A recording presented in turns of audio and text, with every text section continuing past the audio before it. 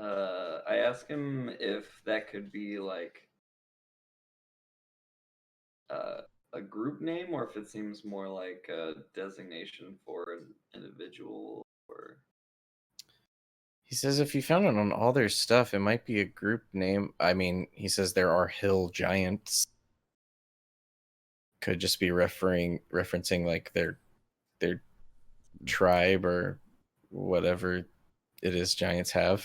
He says, kind of like thinking to himself.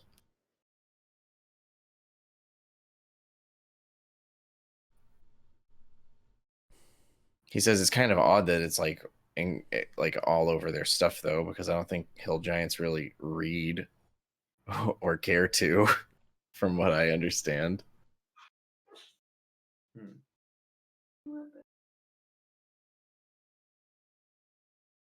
Wow. I'm sorry, can you tell us again just where we are?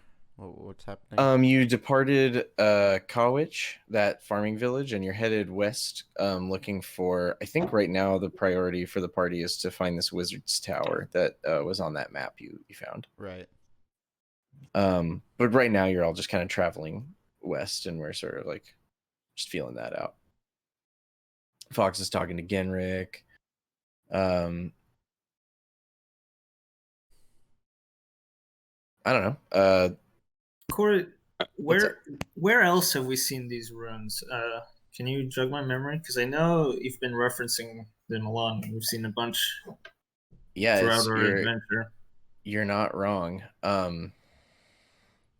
You saw some giant runes both on the waystones on the edge of Sonottia before you entered at the boundary. You also saw some giant runes branded into those ogres that attacked. Oh gosh, what was it called? Pilgrim and Flask. Yeah. So something's going on with giant runes.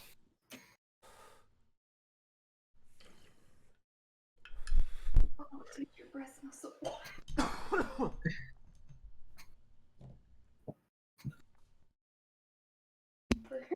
I guess if it's just a day of writing, I'm probably just gonna survey the wildlife as we travel there, since this is like new territory. As in, also taking a close look at like the weather, as we've been noticing the clouds have been up to no good. Yeah, you really didn't like it when you started noticing the same cloud formations over and over again. Yeah, so I'm like trying to like take part of that, continue my research as we like go, and like if we enter a new, I guess, biosphere, let me know for sure. Biome. Yeah. Let me know for sure. That would definitely be like, I have to like start another section and like start doing, I guess, like visiting places multiple times. I'm realizing is like really crucial to see how exactly the way things are. I'm trying to like take note of that, and if I see a cool mushroom, take it. Oh yeah. Totally. Yeah, you journal and you take particular note of kind of the weather patterns, the time of day, how long you've been traveling, so that you can kind of get a rough estimate. If you really want to get ambitious and roll like a nature check for navigation or survival, I guess. Yeah. We can even say that you're like plotting this stuff on some kind of makeshift map that you and Thinry are hashing out as y'all travel. Wow. That was so close to a 17, but it was a 3. You're in the early stages of this map and you have very few reference points, so you still you're working on it. You know, it looks roughly as reliable as the one you found. I'm just like scribbling in my book a lot, and then I just like look at it and I'm just like scratching my dome, and I'm like, I need more data. Need more data. I almost even imagine that you realize like halfway through your chronicling that you're like, oh, I could be like charting this, but then you're like scrambling to put it all together retroactively, and it's a little bit messy. The But going important- forward, it the could be important thing is that I did some. So on the right back, there's some shit notes to compare to. exactly. Something. That is in fact the important thing for Yeah. absolute sure. I've been enjoying having room in the cart again. Oh yeah. You got your legs, you got your leg space back. The thatchberry plant has room to not get elbowed all the time, and yeah, it's just a peaceful little journey, a little stroll. It hasn't been like that for a little while, even though actually it's only been like a week maybe, but it's a long week, a busy week full of rambunctious folks.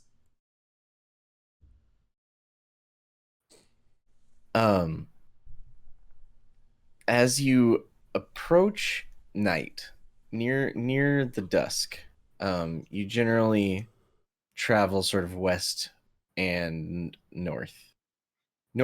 wait, west by northwest. I don't know how to say that.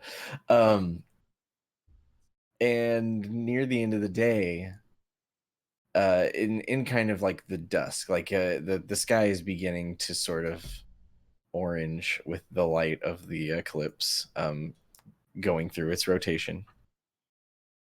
You come across in a clearing a large circle. Oh, let me find the image I got of standing stones in a clearing. Hi, cat butt. Oh, I wish I could see. I need a second monitor. I have my laptop up on a speaker right now. She had to do it to us. Why is this not opening? Oh, because it's already opened. Okay. Haha. In a clearing, in the fields, you find, yeah, like I said, a bunch of standing stones, kind of standing in a large circle, a little ways out from a tree line. But that is kind of like a jarring sight. The stones themselves seem even familiar, though not so expertly cut and crafted. They seem like the They stones seem to be the same material, right, that you've seen before. that we used to get here. Right, exactly. And even you saw like early on when you got attacked by bandits, you got attacked by bandits in a field that was like full of this material. This looks to be similar, though purposeful. It doesn't seem to be kind of like a natural formation at all. It seems to be like an arranged situation. Ginrick is interested in checking it out at the very least. Could this be another boundary of some kind? I ask him. He's like, that's kind of what I'm interested in finding out. Yeah. I don't want to go to double Sonottia. That's what y'all are thinking. We could go. It's like Inception. It's like oh my god. You go in and you just start over at the beginning. Haha, it's like a Sylph Company tower teleport path. We're level 1 again. It'd be great. Gotcha. No. I would log off. I wouldn't expect anyone to play D&D with me after that. That's wild. So this might be like another way home. It's kind of my first thought. It is a mysterious structure. Kind of in the way that we've described the air in Sonottia to be somewhat stagnant.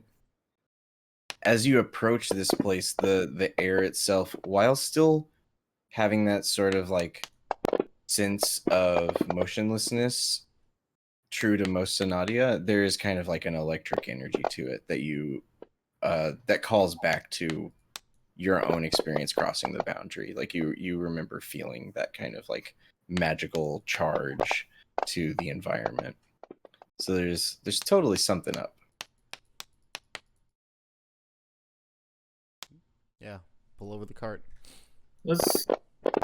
So we're moving into that area, or are we like? You're just approaching it. It's near the end of the day anyway, so Ginrick is like, I guess we could just check this out. We could make some. We'll just pull the cart near it and start making camp before we'll check it first. Yeah, absolutely. I'll just cast some light on my what do I got? It's been a while. I'll cast some light on my scimitar and walk towards it. Oh yeah, you have a scimitar. It's mostly for ornamentation. The stones themselves stand about not Stonehenge high, but almost up to how tall is Azaran? She is like 7 feet almost. Yeah, but... I'm like maybe 6 feet.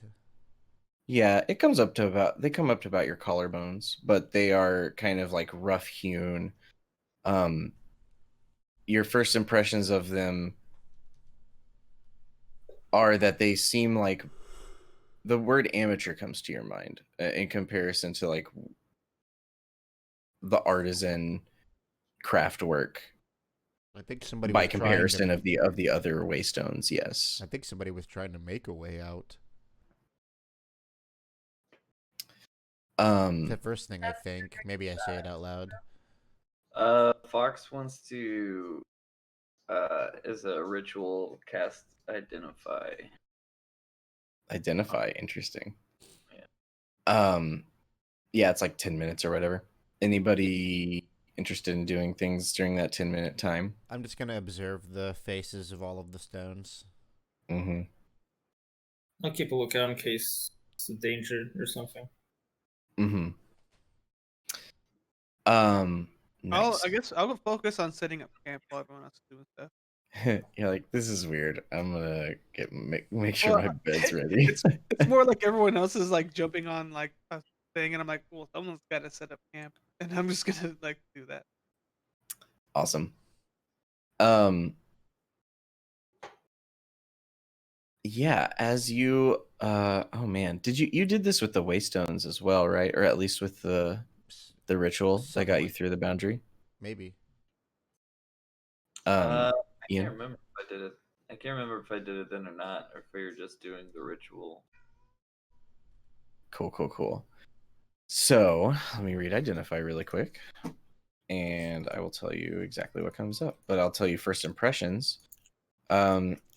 You. Oh man, I always think that the school for certain things is something is. I always say the wrong school for this, so I'm gonna look up identify real quick. What does it do? What does it do? You choose. Tell us. No, not the magic spell. What does the thing do? Its properties, how to use them, whether it requires attainment. Just tell us. Make it like a wiki. Oh my gosh, I could make a wiki. That could be kind of cool, actually. Yeah, you basically go up to one of these stones and you start casting identify on it. I'm just going to look up D&D 5e spell schools because I'm blanking on vocabulary right now. Evocation, abjuration, necromancy, Hmm. transmutation. Yes, you Abjuration. definitely know Restoration. that it is both abjurative and I guess conjurative in nature, which is an interesting combination. It feels both like warding magic and like portal magic. Again, extremely similar to your experience with everything else like these waystones.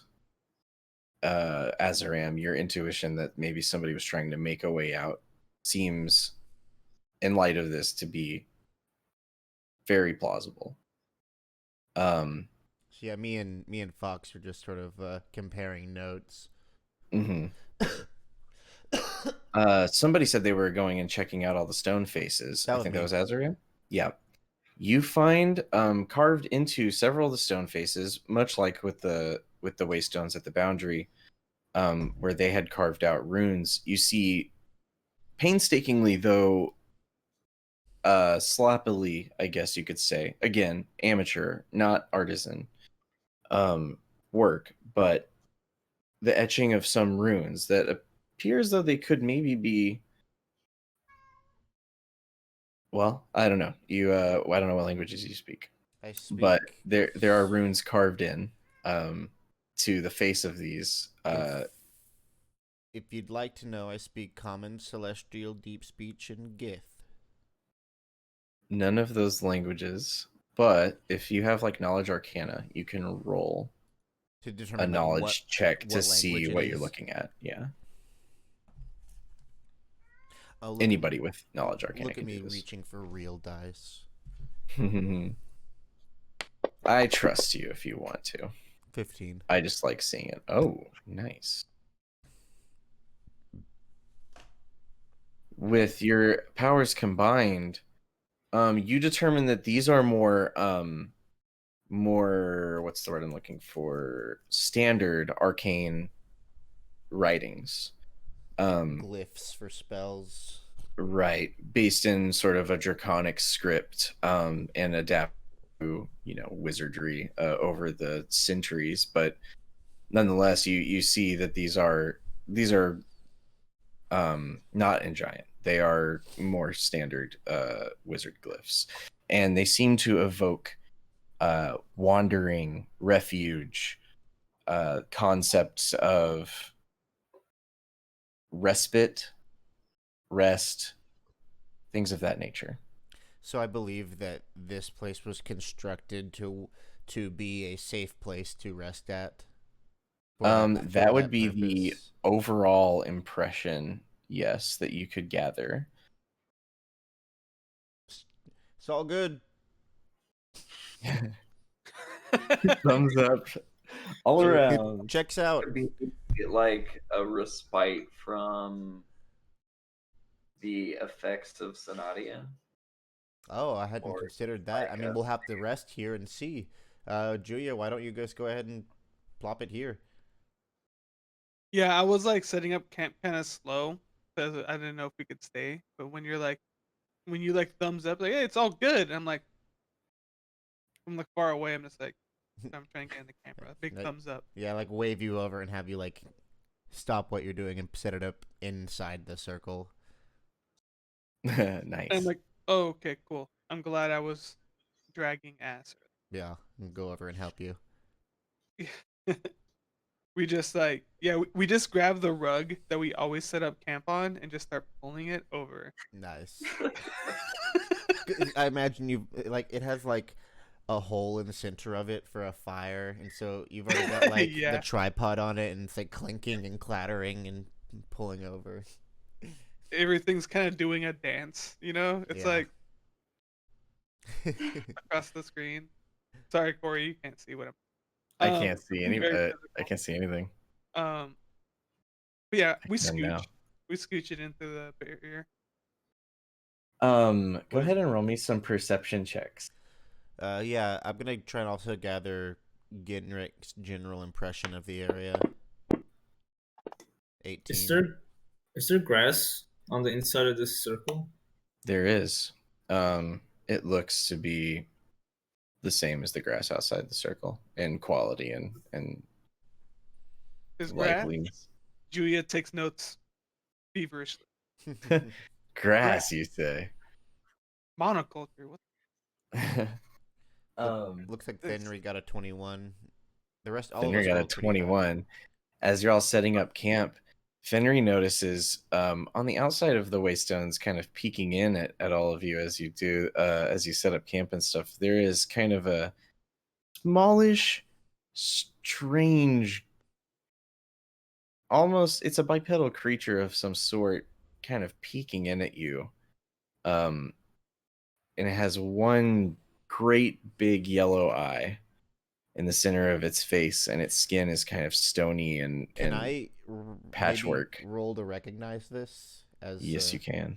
person How who big is it? may Um, be experienced? I think small. Let What me would you look. say, history or arcana?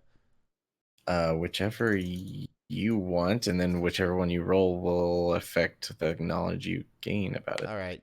It I'll take obviously the other one. doesn't look like a natural creature to me. I roll a 13. It is not. Arcane. Very good. And with a 13 odd, hold on. You do get the sense. Was there anyway? Yeah. Thinner's like, and then Azrahan looks over at it.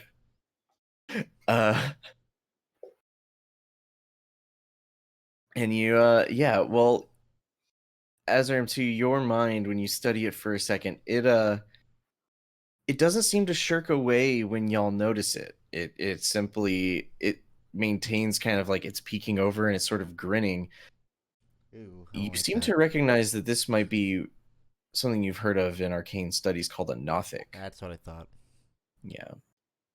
They are generally mischievous and malicious creatures, but it doesn't seem to be interested in attacking you, at least at first glance. It's just Fine! watching curiously. Foul creature, back with you!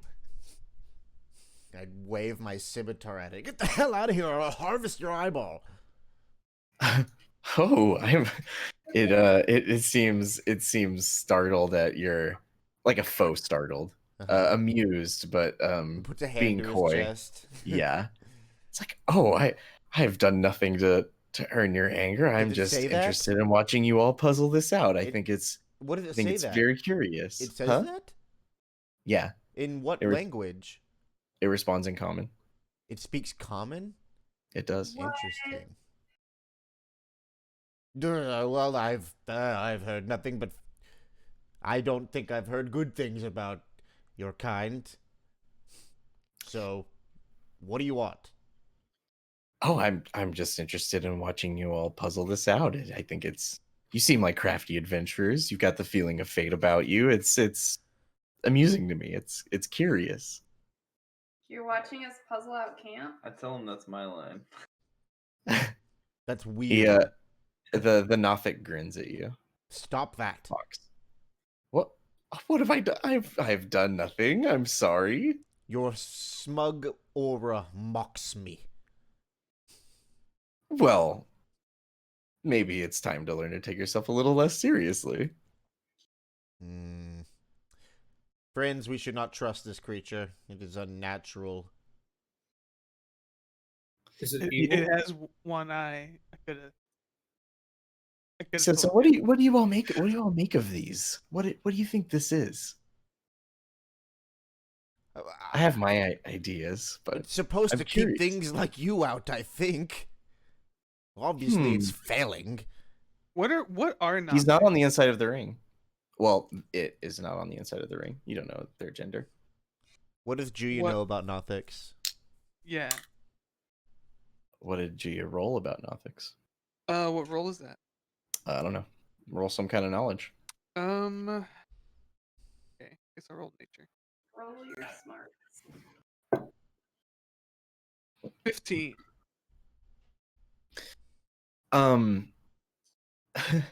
Only insofar as that these are totally unnatural creatures. You know that Nothics are kind of like an arcane perversion of essentially wizards that go too deep, and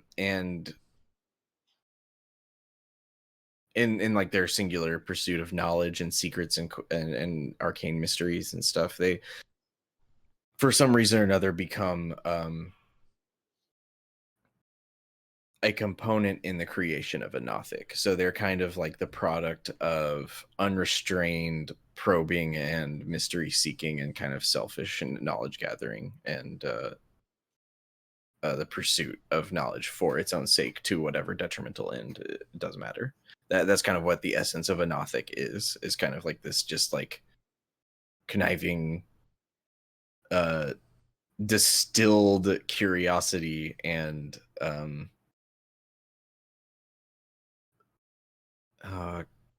cunning of like a what once was a wizard. Go on, git. We won't answer your questions, foul creature. What color is Nim? Nim is one kind of like hiding behind you and or Ginrick, whichever one is nearest by, and she's kind of like a pale greenish.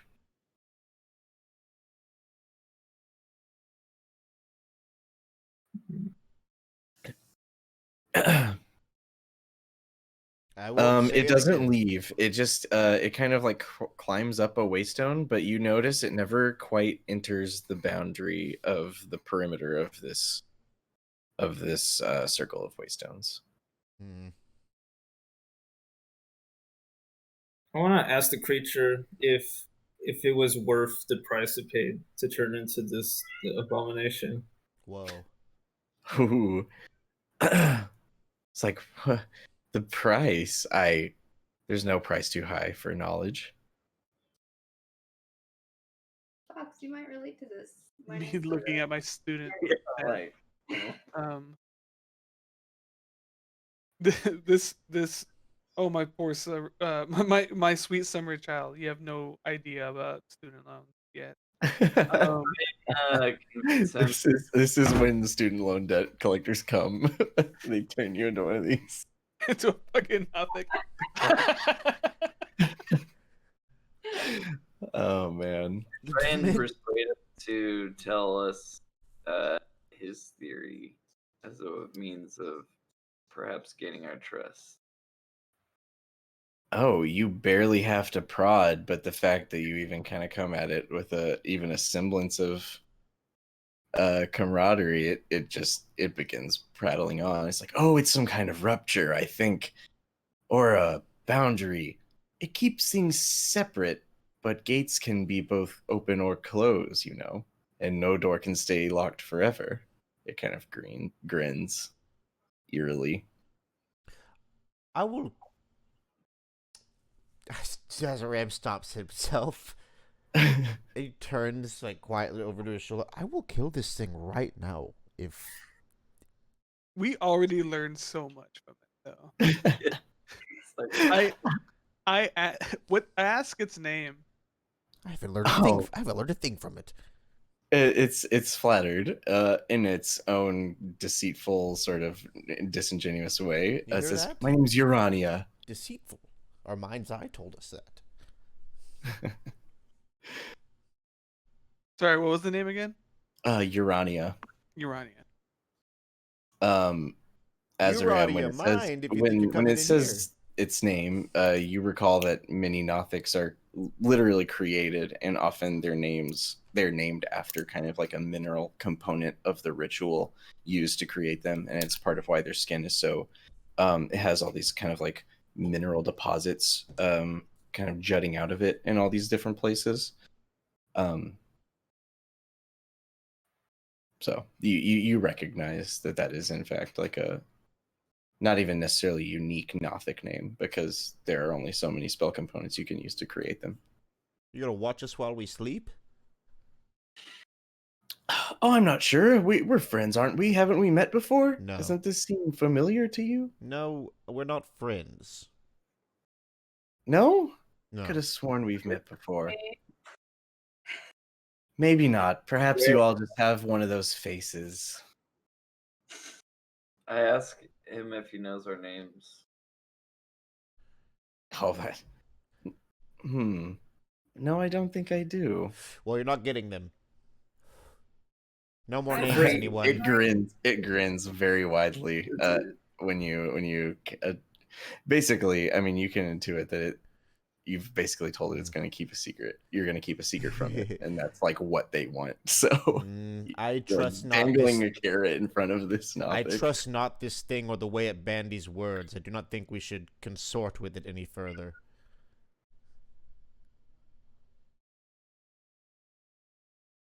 It just sits there if you don't make conversation. Oh, that's weird. Speak as you like to it. I will speak not to it further.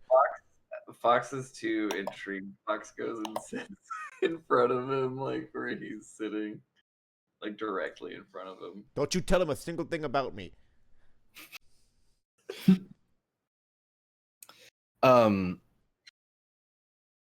Yes, I'll type its name into the chat here.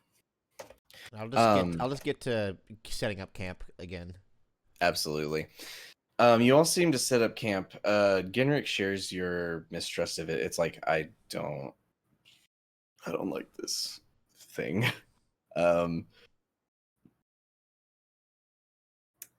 But you know, if it's not attacking us, I don't know. I don't see any harm in not getting into a fight over it. I don't know. He's not You gonna. can tell he's kind of like in between minds about it. Yeah. He's not. Urania is not entering the barrier, right? Like refusing to. Mm-mm. Well, if It we're won't. setting up camp in the barrier and they don't want to enter it, I don't really see him messing with us that night. Also, Matt, you can Yes. detect the presence of good and evil, can you not? I can try. Okay, I'm gonna do my divine sense. Mm-hmm. Or so I say. Let me activate it.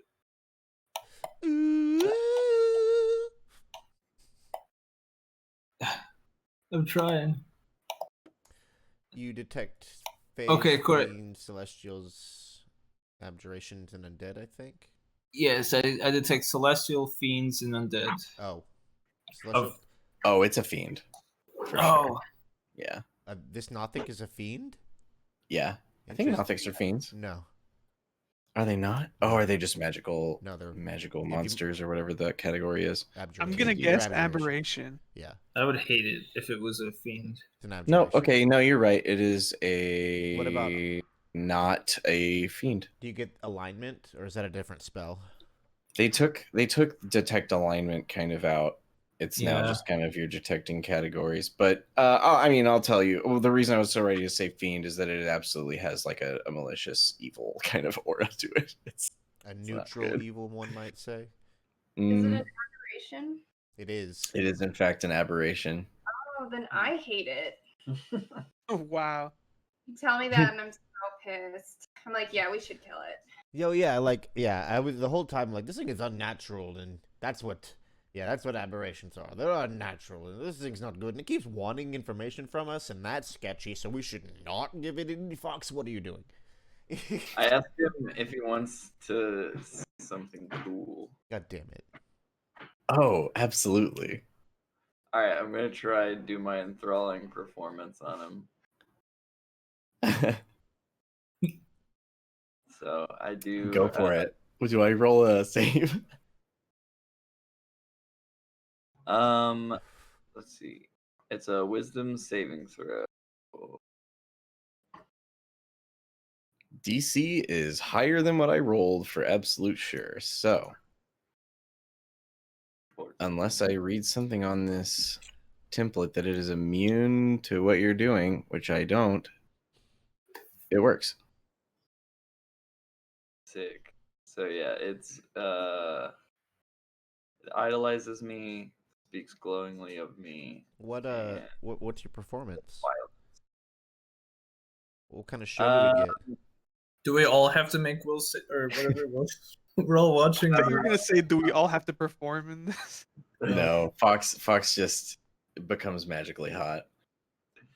Yeah, I do I'll little- save against it. I want to see. I it- know. I love it when Fox does it. I'm like, hell I yeah. fail. I'm like holding wood over the fire, staring over Hell at yeah. Fox. I'm Slackjaw. Fox is just posting thirst traps over in the corner, like, don't talk to that demon. Oh, on the other hand. No, it's not This the- isn't when I turn into a giant hot lady. This is just me dancing, really. Yeah. It's really enthralling. Yeah. Mhm. Oh, okay, you're not doing that. Got Oh, okay. These are different abilities. My mistake. Yeah. Yeah. What about Julia and Thinry? Do they save? Well, I it's have like to. I choose targets up to my charisma. I so choose to fail. I wasn't really aiming it. We're all at y'all. enthralled. We're all enthralled. You got some ride or dies over here. They're failing your will save voluntarily. Yeah. Oh. I just start clapping and I'm I just like, start "Yeah." weeping. Everyone pick an emotion and just lean into it, but like in admiration, you know? Someone can be so mad at how good.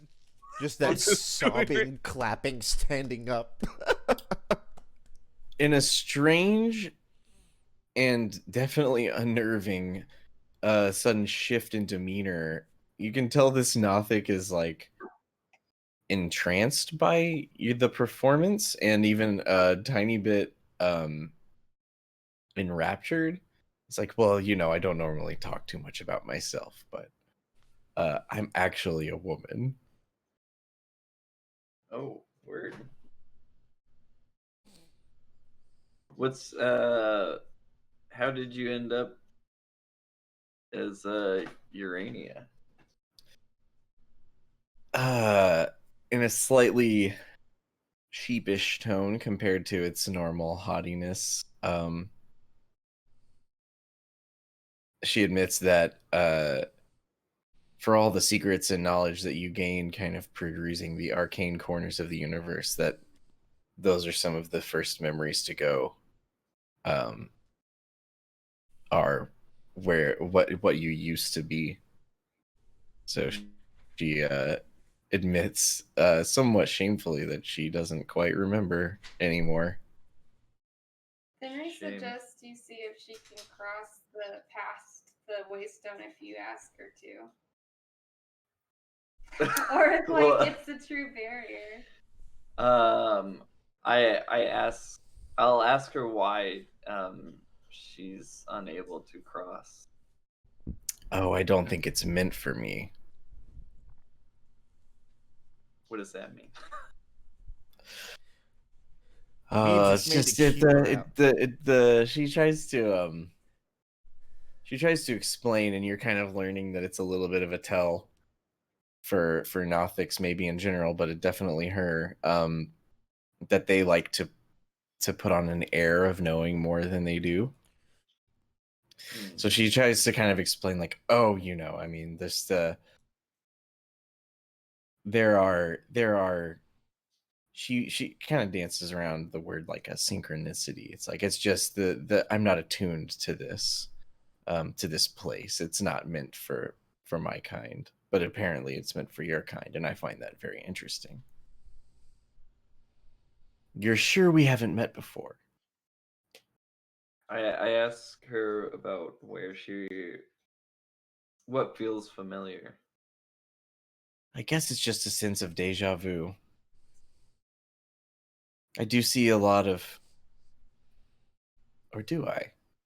She kind of gets lost in thought, but the sense you get is that this Nothic is fixated on and she admits this much. She's fixated on the mystery of this circle, this circle of waystones. She wants to understand them, but can't enter them, and does not have a solid grasp of what it is they even do. She starts kind of offering up information that she's gathered about them. Yeah. She explains, well, they say the giants learned to build these in the east, and they say they learned them from the Fae or other, and fairy rings. There's less whimsy and more artisanship, of course, with these, but isn't that curious? It's said that a mortal entering a fairy ring will face punishment. That kind of familiar look of mischief enters her eyes when she kind of throws that little factoid out about fairy rings. Like, no, I don't know anything about that. Do you not? Like, for real? Like, are you being facetious, or are you being earnest here? I guess that's a deception. Oh, I mean, you could roll deception if you want. I was just curious as the DM. I didn't know if you were being No, facetious or not. like, I don't know nothing about no fairies. She doesn't bat an eye at the comment. But yeah, that's kind of like that's sort of what she knows about them. They're in some sense related to fey magics, kind of a giant derivative of them. But then also, clearly whatever this is, it's not inscribed in giant. The waystones are smaller, implying, at least in some senses, smaller craftsmen. But then also, like, the script isn't in giant either. So there are some differences. The script isn't in giant. No, it's in generic arcane script, which derives from kind of a draconic lineage, linguistic root.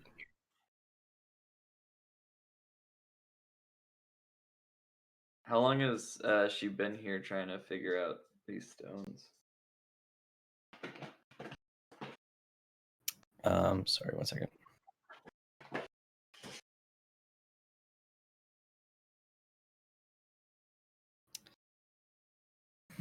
She says, I wandered into this land so long ago, and I think I kind of lost track of time.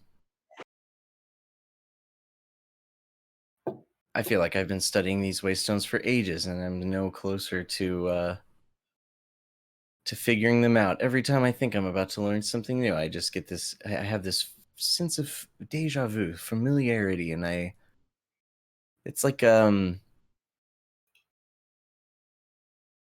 it's like I'm being tricked by something that into thinking I'm gonna understand it. But it's still a mystery after all these years. Years. I think years. How many people have you seen enter these circles? Oh, people try all the time, just wanderers. Some don't look twice at them. Some make camp. People are generally mistrustful of strange constructs that they find out in the wilderness and stay away out of fear. There is that kind of strange magical feeling in the air, isn't there? But every once in a while, some group like you comes in and breaks the mold, and then I get to watch what happens. So you have seen people enter before? Yeah,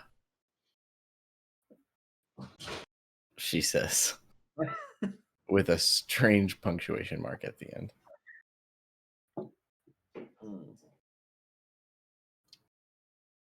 What usually happens? Well, they wake up and they go on their way. But it's curious, isn't it? Why would it... I mean...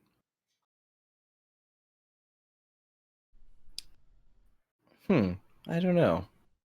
Like I said, I think it's some kind of a rupture or a boundary of some sort.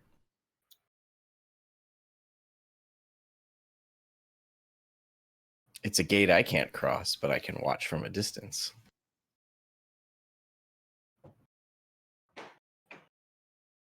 Why are you here? Oh, Because I'm trying to get some sleep, that, damn it. That there wizard's tower? Oh, yes. Over to the west. You're not too far. A few days' travel. What's going on there? A wizard? He bores me. The tower? Yes, I've been a wizard. Who cares? I moved on to bigger and better things. Was this your tower? No, of course not. You sure?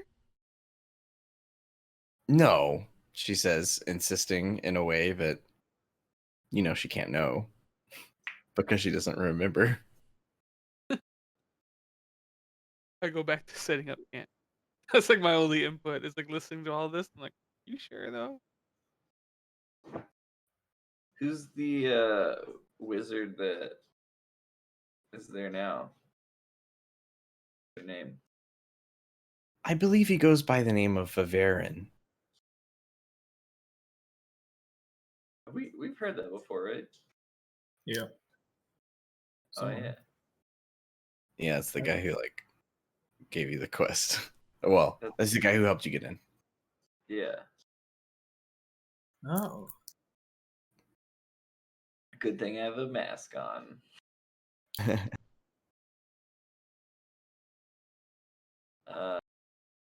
Bavarian is there now? I think, like I said, that stuff bores me. Do you just stay here all the time? Do you ever go anywhere else? I go here and there, but no, this is my fixation at the moment. Hmm.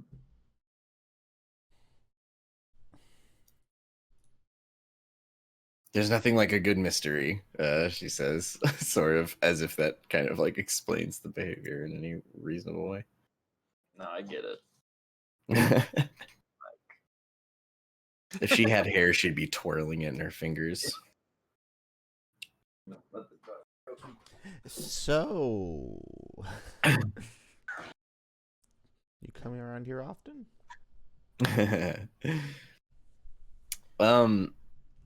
Yeah, I mean, Urania just kind of is content to watch as this happens, as y'all kind of make camp and make peace for the night. Ginrick is like, I feel... I'm not. Go away. I'm not content with you watching us. Well, why not? What have I done? Go away. After I'm done asking her questions, I'm just like dancing and enjoying the fact that she's just like a captive audience. Enthrall. Meanwhile, Azraim's like, go on, get out of here, you simp. I found a broom. you portal simp. Urania's like flustered. She's like, what? I don't understand the issue. What? Everyone else is content with this situation. I mean you no harm. What have I done? Our friend detected your evil. We know. That's quite rude. Yes, Be that as it may. but that's not what's as important. I was ready to give you the benefit of the doubt, but we have systems in place for You have what's in determining place? alignment. Systems in place, is that what you said? alignment systems in place. Yes. Oh, I'm too evil to watch. I assume Fox has introduced themselves as Fox weird at this point. that you want to just watch us. I'm studying. Surely you're all. There's several learned wizards here. You understand arcane are not study. I'm specimens documenting for you. cause and effect. You don't have to be so weird about it. You could have asked at least. I would have said no. Well, may I? No. No, we're all saying no. Well, Well, then why did I? There was no point in me asking. I'll. She just. Well, you're not helping your case. Just, do you know that you have such a prejudice against me over what? This kind of dismissively gestures at Matt. Like this You will find paladin's me, sense sadly, of I think, good and evil, huh? you will find me and my people, sadly, very prejudiced. What is this prejudice based on? I don't know, honestly. Usually it's if you actually no, I do. It typically it has to do with beings of your ilk enslaving our kind, and driving us to near extinction, and so we return the favor. My ilk? Yes, unnatural, aberrant things. Do you know what the great outsiders, the Celestials, the Fiends, all those? beings. Do you know what they call you mortals? Nothlings. I care. Not so different from a Nothic. I care not for what these powers and proxies call me. I only know that Zerthamon guides my path. Well, my ilk. They say that when the great mortal races began to walk the earth, they'd already forgotten they were born from nothing. A hungry nothing that devoured and devoured until it came into being, and then went on devouring until one day they looked out with horror when they saw another Nothling devouring just as he had. They say the mortal races couldn't bear to remember this, so they forgot it and went on devouring. One wonders what the Celestials forgot, of course. I don't remember. We need not be asking enemies. you I a think we may be goddamn closer thing. in ilk than you may think. What'd you say? No, nothing important. I said I don't remember asking you a goddamn thing as they kept rambling on. Oh, it goes on a whole tear about how, like, oh, we're not so different, you and I. That whole thing. But sort of a disturbing picture of humanity. For sure, but definitely kind of casts it rejects your idea of like their ilk, aberrant. It doesn't have that category for what it is. Good for you. I'm going to bed. Fuck off. Good night. I won't. Fenrir asked Julia to cast bonfire, so you can pout in warmth that this is It is a watching. fairly brisk fall evening. I will cast bonfire, and I low key like this Nothic. Yeah. Evil or not, it's kind of right. Do you say anything like that? Like I just learned. I guess I'd say like, oh, you learn something new every day, and I just go and like set up the bonfire. Yes, you'd hope to. Very well. I think I can give you some space. Sleep, sweet dear heroes, and it kind of like scurries off into the night. By now, it is the light of day has faded completely. You're all set up camp in the middle of this stone structure. I hate And it. you don't catch any lingering presence. That was gross. Any lingering presence of Urania. I hate it. But based on its behavior and its personal story, you can only assume that they aren't too far. The only thing that kept me from killing it is your planar conventions. I've been here Getting a her few is like the only thing that kept me from killing it is mild curiosity. Fenrir's like, the only thing that kept me from killing it is it kind of had a point towards the end. As I said, your planar whatever conventions. You worry too much about people's feelings. You're all snowflakes here in the plains. Oh my god, we found out today that Azaram's a boomer. Oh my god! The Gith are pretty close-minded. not exactly, but yeah, in a way. You have boomer qualities. when it comes to aberrations, just don't ask my opinion, okay? If we want to all stay happy.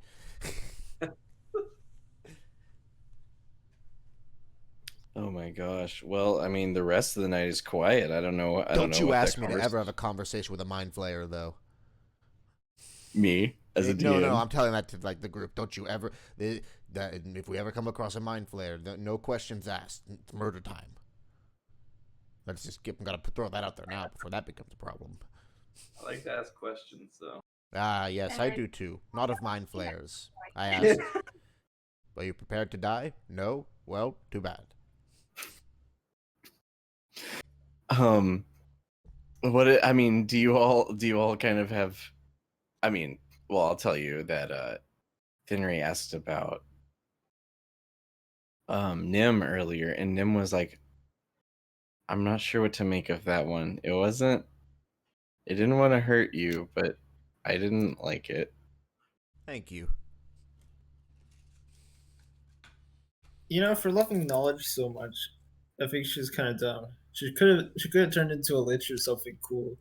But she's like a short one-eyed thing. I like that you just. Dumbass. You should have been. You should have been a power hungry, like, just nuisance, cooler.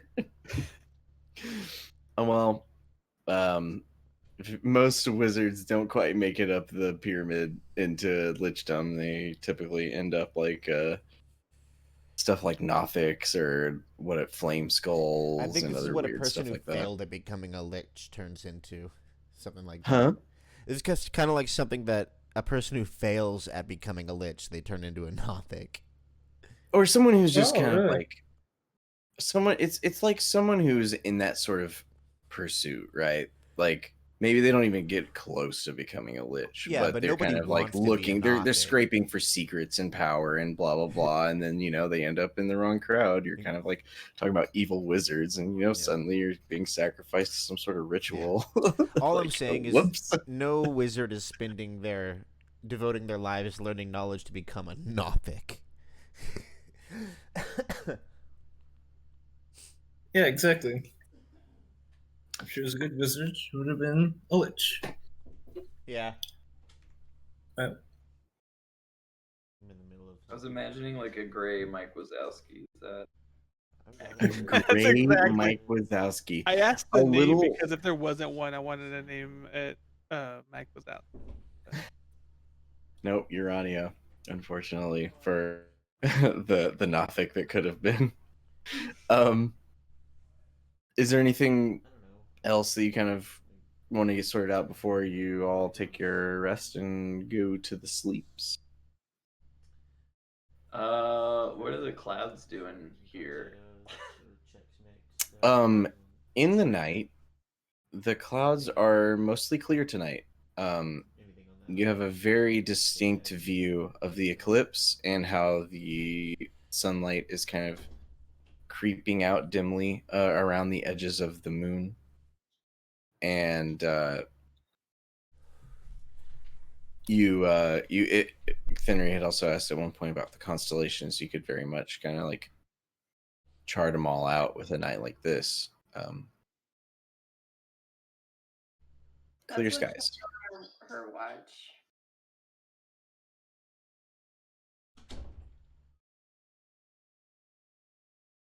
That's what you're doing on your watch? Yeah. What watch do you have? First, second, third? Typically? First watch? Mhm. Roll me a perception check. Oh, I'm sorry. Speak up a little. Oh, I was gonna say I might want to switch with someone who has last to I don't see sleep. the stars better. I'll but be there. I can also just vibe with Chris. Oh. Am I last? I don't sleep. I'll always be there. That's true. You're your companion to the Sure. You what do you want to do? You're just watching, you're stargazing, taking mental notes, or kind of describe how you spend the shift? So that yeah, thing I sucked, think right? I asked you that, Henry. That thing sucked, right? To come up to you during our watch. Yeah, it did suck. What did you like about it least? I'm like, I'm trying to look at the stars right now, dude. And my brain can only hold one thing at a time, so you gotta. Oh. I'll tend my bush. You should help me chart this. And I like pull out the notebook where I keep sketches of stuff and like flip to the page that has the constellation that I had seen repetitively in the skies of a regular Sonottia and check to see if it matches. You Yeah. mean the old world Yes. regular Sonottia? Funny. Yeah. I mean, it's definitely like the first time you try to look distinct from the skies of your homeland and all the star charts that you were familiar with from there. Mhm. Though, like I said, somewhat familiar. Like you could see them; they're just kind of like at different angles than you'd be expecting, or shouldn't be visible this time of year. That kind of thing. Um, and you get that general sense tonight. You're kind of like mapping it all out. Though over the course of your shift with a perception of 18 as you do this, you notice even like as you're kind of like plotting out some of the major constellations, you keep having to like go back and revise because the placement is off when you're trying to like cross reference like what you've done. Like, you know what I mean? Like you draw something, you go look up and you draw something relative to it, and you draw look up and you draw something relative to that. And then over the course of the night as you're doing that, you notice that kind of like when you look up what you've drawn is somewhat distorted by comparison, though it seemed right as you were doing it. So you're like going back and making adjustments and stuff as that goes on. You notice, and after a while you notice it's like I feel like you feel like you're a better cartographer than that. You're a better navigator than that. So you get a strange sense about it. I ask Azaram if I'm losing my marbles. And sorry. What was the difference that she spotted?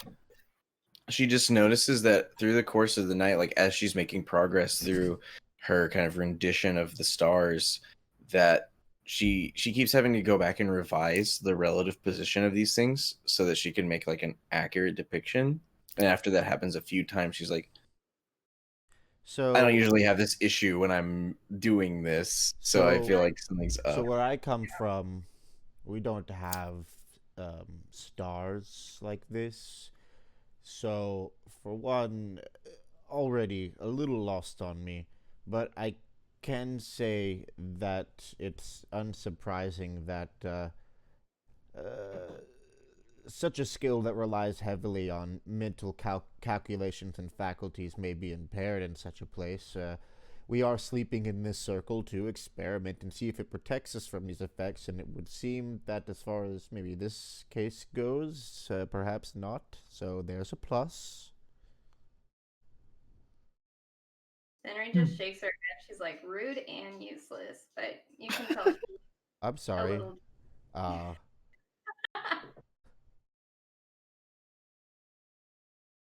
I'm just. Now I literally tried to figure out what I said that was rude. I'm sorry.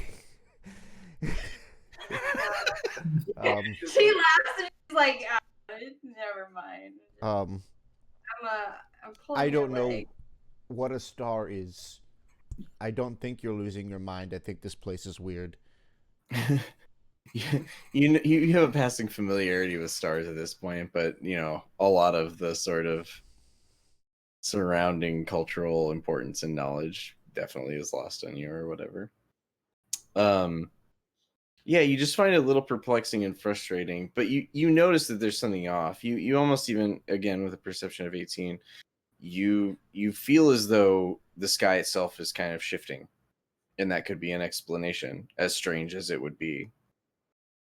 Knowing how memory can go haywire, even though we haven't necessarily experienced it, I make like a written note of that. Mm-hmm. You're like, either my memory's fucked up, or the sky is different. Is Ginrick, does he feel different in this like space than he has been? Ginrick pretty much he seems if you give it a scale like 1 to 10, he seems on the upper half of 6, you know, like he doesn't seem like 100% kind of how you met him as kind of this quick-witted person, but definitely not the worst he's been mental state wise, and he also is pretty content to just like kick it early and just falls he falls asleep pretty quick. Though if you want to ask him anything, you certainly can, but I So just far, wanna, he seems like he's having a pretty good day, brain wise. okay. Yeah, I just wanted to see if this like helped ward, I guess, the effects that it's had on his perception of like time and Mm-hmm. Do you ask him directly, or are you just kind of like watching his behavior from afar and kind of just keeping an eye? I'll ask him directly. Sure. You're just like, hey, how's your brain? Yeah. Well, I'm upfront with him about like what I think the circle might be doing. I'm just like, so I just ask him up front if he feels like more clear headed. He says, I do feel more clear-headed the past couple of days. I think that the journaling suggestion is helping me organize some of my experience of time here or whatever's going on. I don't know. But I feel generally like that was a good suggestion. I don't know necessarily about this. I feel something different here. Like something feels strange, but I don't know if they're necessarily related. It's hard to say, but I'll definitely journal about it. He makes a little quick note in his little journal that he keeps anyway. Well, that he had like a notebook or whatever for some of the arcane stuff, but you can kind of see when he flips it open, it's like a bunch of like arcane scribblings, him trying to puzzle out all that like star chart stuff, and it's like he starts dating the pages, like blah blah blah blah blah. Here's what happened today.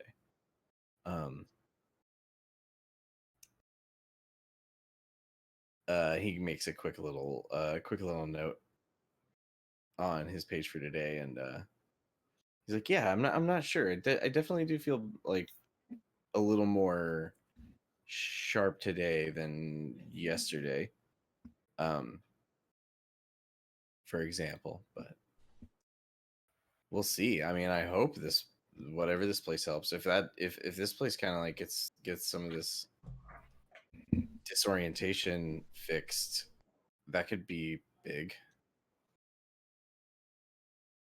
Yeah. You can see him kind of like start puzzling through some of maybe the implications of what that would mean for whatever's happening to him, but also like whatever's happening here, and et cetera, et cetera. Ideas I'm sure that you're also all puzzling through.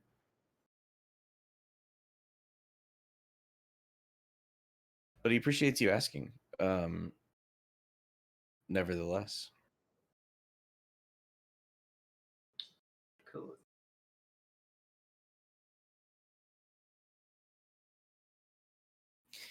All right. Anybody else before you hand off the first shift and head into the late night?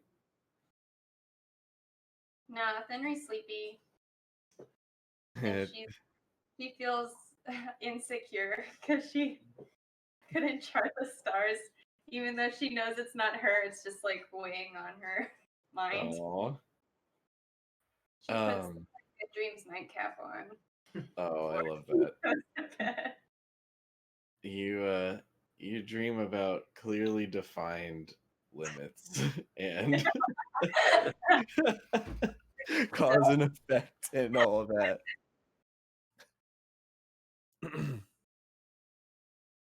You dream about doing simple arithmetic where the results are anticipatable and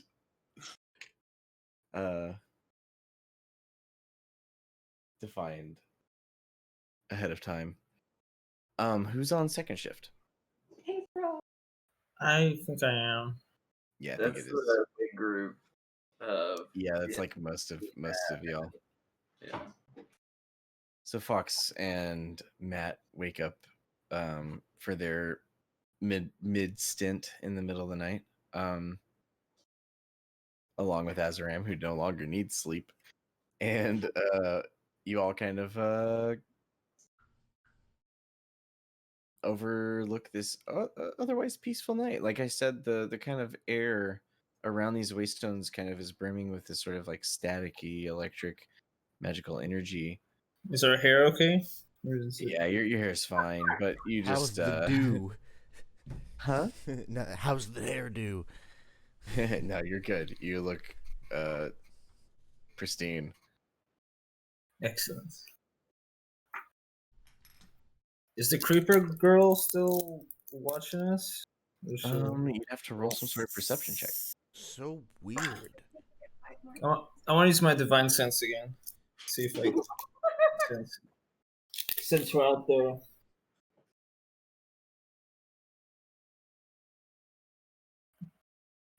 Is this divine sense okay, or do you want me to roll? You can if you want to do that. Sure. You only barely got a result last time. I'll do both. That's a long night. You'll do. Did it work?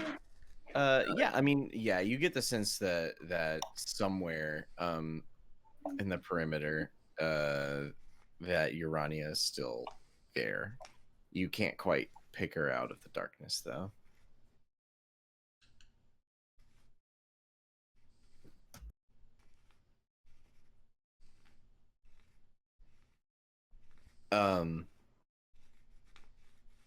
Anybody else curious? I actually am interested. I'd like for Azaram to roll me a perception check as well. Also be looking. Yeah, 11. Okay. My shitty perception. Every time Fox rolls a die, it just solidifies this image for me of Fox as like this completely airheaded, like distracted entity. Just whatever Fox is doing or thinking about, it's somewhere completely else. Yeah. So funny to me. No, but it's great. Very aloof artist type shit.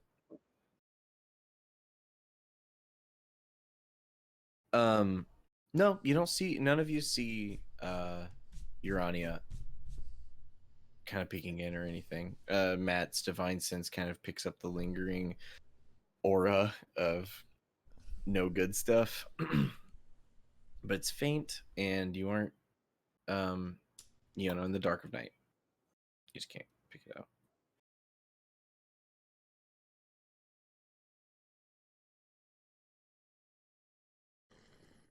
I know this is late, but I want to do a religion knowledge on the abomination. On the Nothic? On the Nothic. There's not a bunch of religion specific lore about them, though generally speaking, the religious perspective on Nothics is negative in that they are kind of like especially from the perspective of someone like Tyr, kind of like an inversion of wisdom. It's like somebody who lost sight of the moral purpose of like intellectual pursuits and instead kind of just became a self-serving tool and even slave to their own impulses and drives, and has been kind of reduced to whatever a Nothic is, an aberration, an abomination, generally perceived negatively and warned against in precautionary tales and stuff like that. But no religious specific lore to Nothics that you're aware of.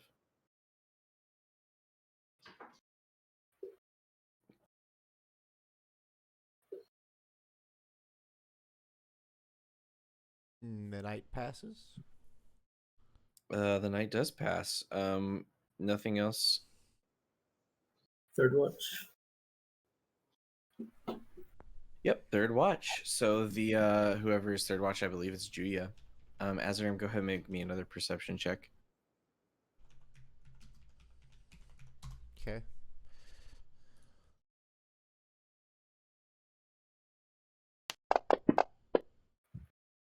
That's another 11. Not nearly as interested in the sky.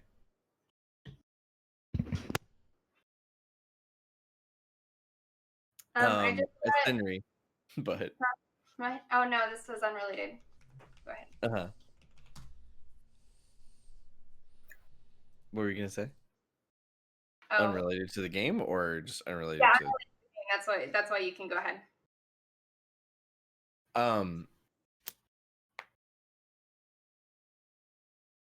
Yeah, you're good. As the night progresses, you don't really notice so much happening with the sky that Henry was talking about, though.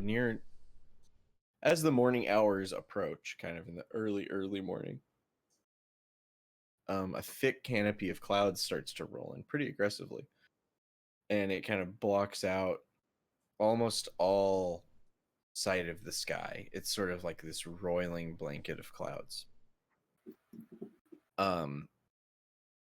There are some breaks in the canopy of clouds, but as it rolls in, it comes in thicker and thicker to the point where it's like it is truly darkest before the dawn, because the sky itself is completely covered with some kind of cloud storm coming in near the early morning.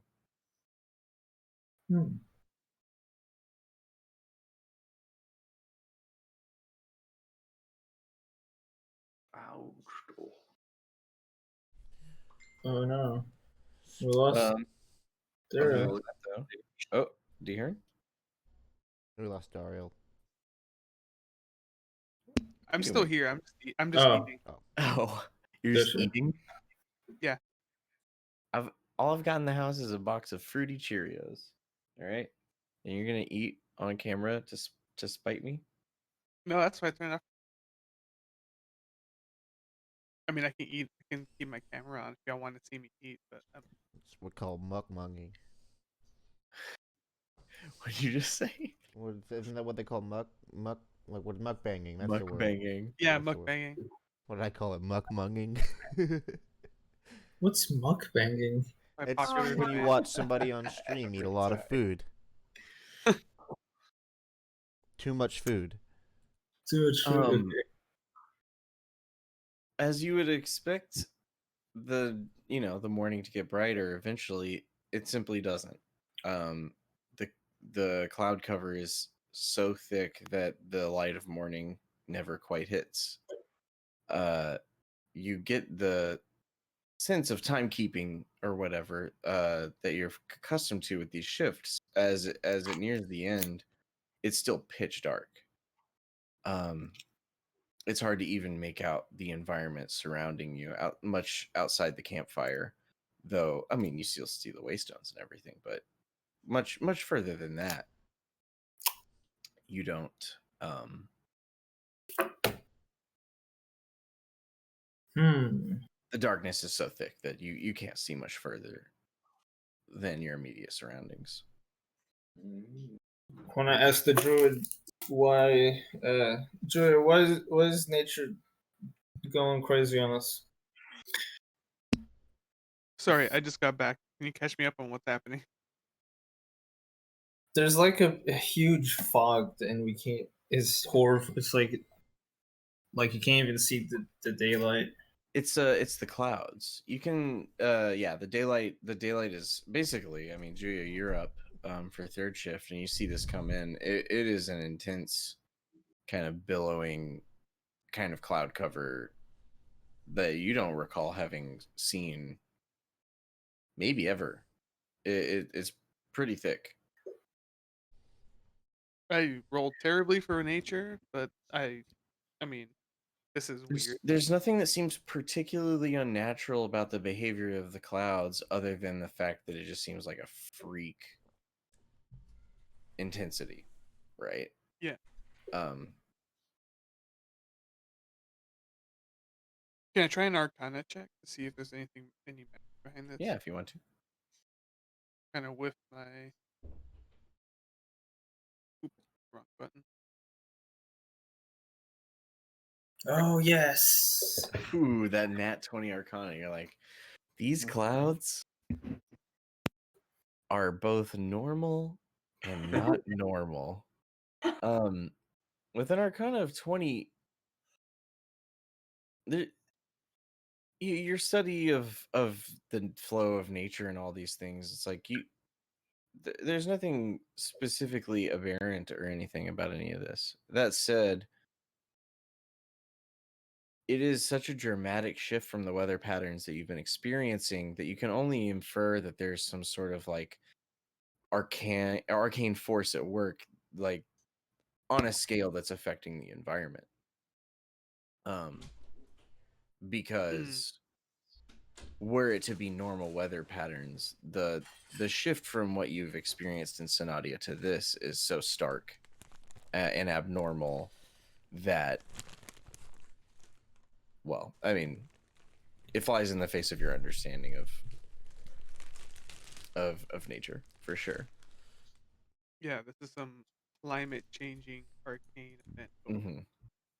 It's like there are places like this, perhaps, but you didn't think you were in one.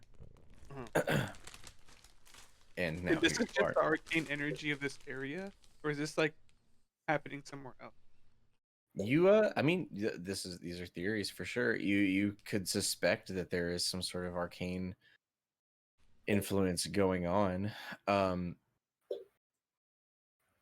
As everyone begins to wake for the morning and set out for travel, though, I mean, the abnormal darkness will certainly pose a kind of challenge.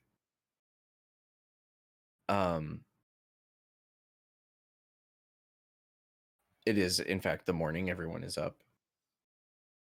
Can we tell it's morning, or is this really You dark? can't see that it's morning, but you took your rest. You're accustomed to these kind of like sleep schedules or whatever, and your biological kind of rhythms wake you up, but you wake up to darkness.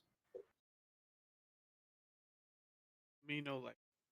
Can we see each other, or is it like you can't see past your hand?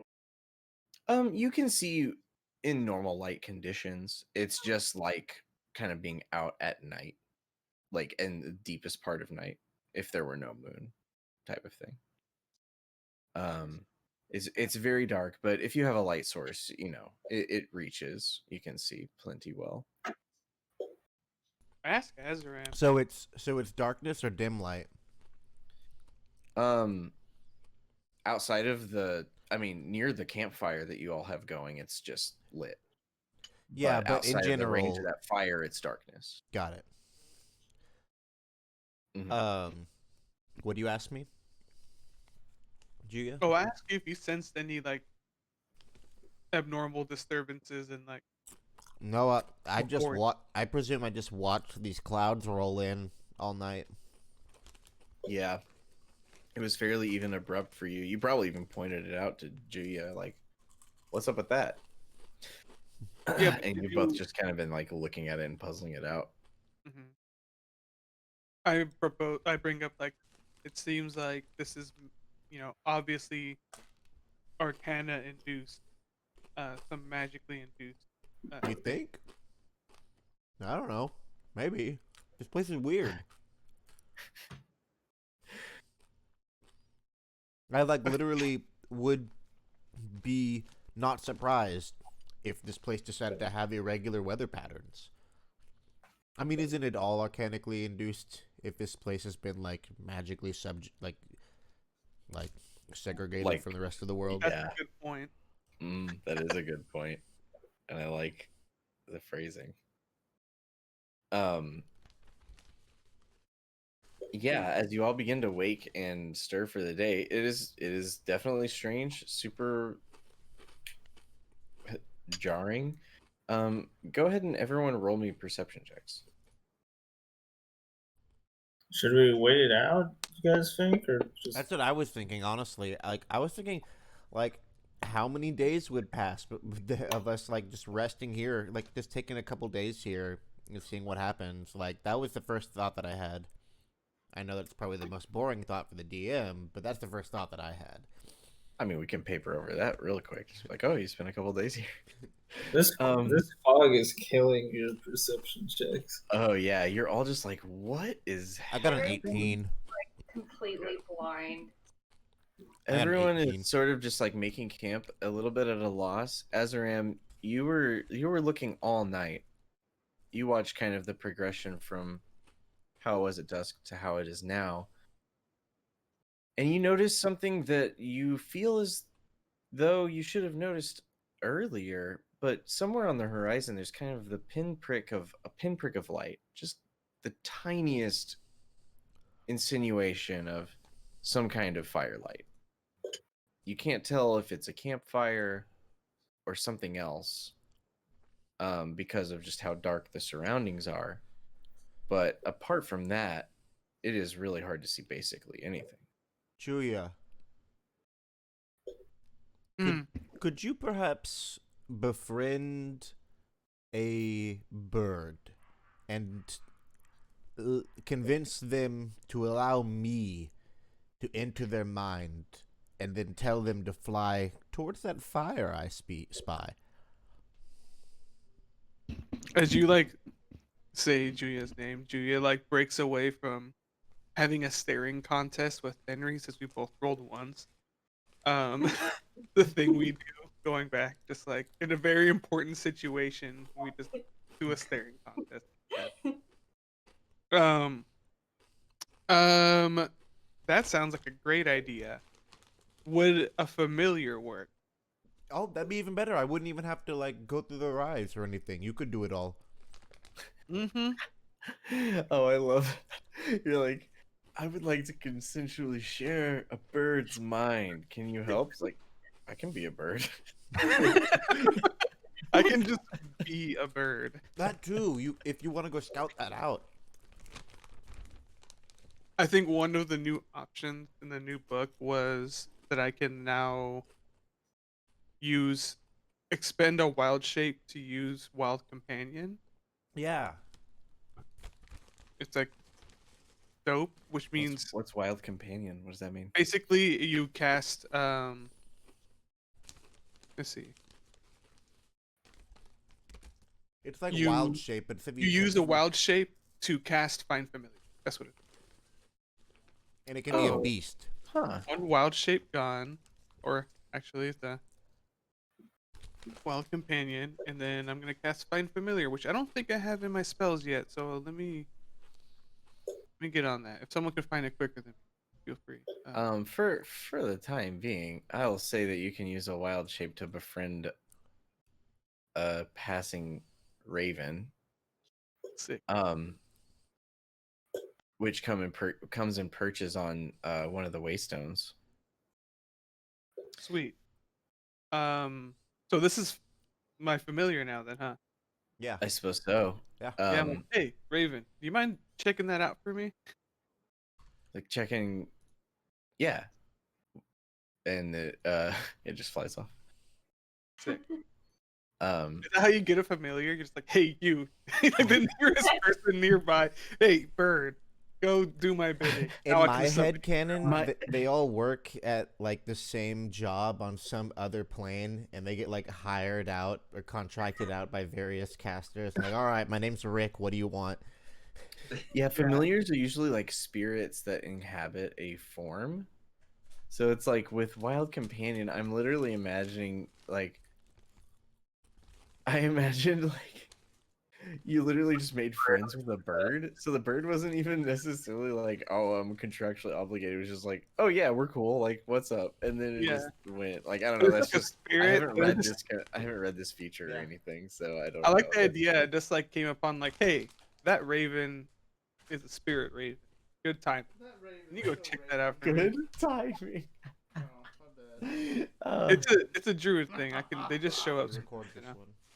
You beckon a spirit, and a raven spirit comes to you, and it's like, yeah, sure, yeah, I'll go check it out. Do you share its senses like Azaram does, or is it I just think kinda... so. Sorry, I got caught up talking and completely forgot to look it up. I'm pretty sure I do. Like as like a Yeah, you're telepathic within 100 feet of it. Okay, so we'll have to come back and report. It sounds like it's far away. It is far away, definitely more than 100 feet, but it's within like normal human vision distance, right? So it's not like even that far. It wouldn't even take like an hour to get there. Sorry, excuse me. Got through my white claw. God, excuse me. What the fuck? Got through my white claws thicker than I thought I was going to. Quicker even. The the raven goes, and after a while it comes back. It's like, yeah, that's a house.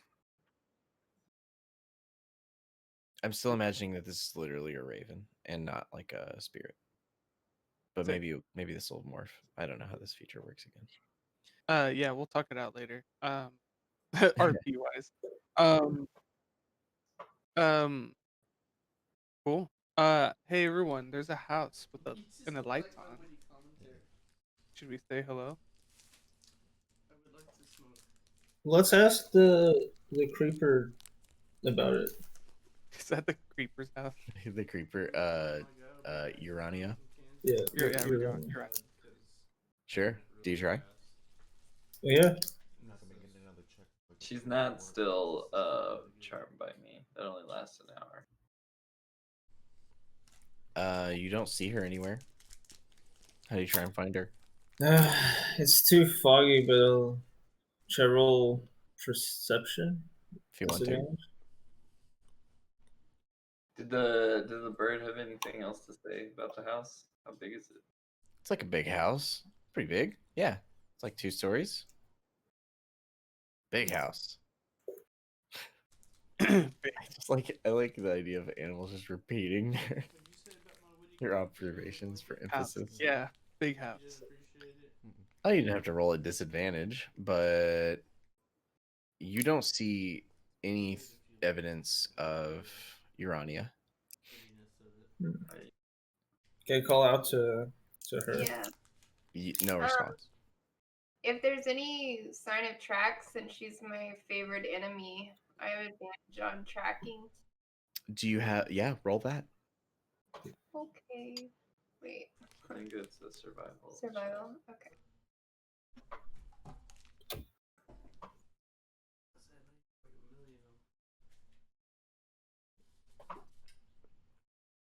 Oh, and I have advantage. God dang it. Just go ahead and roll a second time. Nice. So that's a 16. You don't even see evidence that she was ever there. But I'm not running it. Yo, in fact, when you search through the environment, you find yourself to be in. Your surroundings are different. The tree line is different. There are similarities to be sure, but the house, for example, you were suspicious of because you did not see that before when you went to sleep. But yeah, there's no tracks of Urania anywhere. Got spirited away. Yeah, did we get teleported? Looks like it. What phase of the moon was it tonight? Henry? It's a permanent eclipse, so. Is it new? still? You can't see. Oh, right. The old cloud cover trick. If I cast lightning arrow and shot it like straight up into the sky, would it? Do you want to try? Yeah. Then we cast light on the end of one of her crossbow bolts and heavy crossbow bolts, and cranks it back and shoots straight up, and then steps out of the way. You're just like watching. No. Yeah, so you fire this glowing arrow straight up into the sky. You just, man, what does this look like? You see this kind of like almost if you had tossed a flare while it was dark out. It just shoots up. There's nothing really that you see. There are some birds flying by occasionally. You kind of catch sight of one as the rays of the light spell kind of pass by it, but other than that, it's just really dark out. Do we see any like shapes of anything when it comes down, like tree line or any other houses or No, and as your eyes kind of adjust to the lighting, you can kind of see that like to the far east there is kind of like a tree line and maybe even go ahead and roll perception.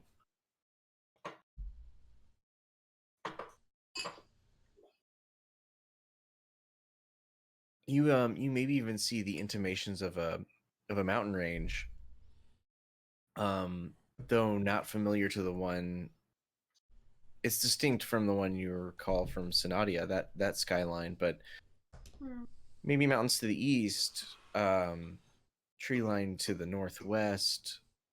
Very vague intimations here, but and then you see kind of a standing, maybe 30-45 minutes travel to the northwest from where you are, some sort of large house. Cool. I jot all that down. I bring it back, or I relay it in case anybody was not paying attention to my wild arrows.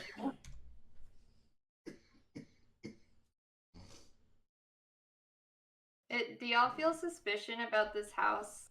Henry has like a bad gut feeling. It's the only fucking thing we can see. Like, We're more suspicious about this house than we were about the person who wanted to watch us sleep. Hey, Henry hated your audio too. Yeah, it's just, I mean, the house is weird. But maybe it's us that's weird. Like maybe we're the ones who got like moved somewhere. Maybe this house is like been chilling, doing its thing for a while, and then we show up. But I would like houses here must mean they have to be accustomed to just random people waking up next to them. So like perhaps that's a little weird. You're right. Like someone in here is gonna be up to some business. yeah. I don't know if it's bad business. Perceived. It should do with great stealth. The Raven, when they describe kind of like what's going on at the house, it's like, yeah, I don't know. Seems like there's a lot of people there. a lot. There's a lot of noise coming from inside. It's an inn. Are they people? Like, are they humans? Sound like humans. Annoying. Ugh. Am I right? No, this are no human party. Yeah, I know, right? Wait, none of you. Oh, Matt's half elf. Yeah, Half elf. Humans, no humans.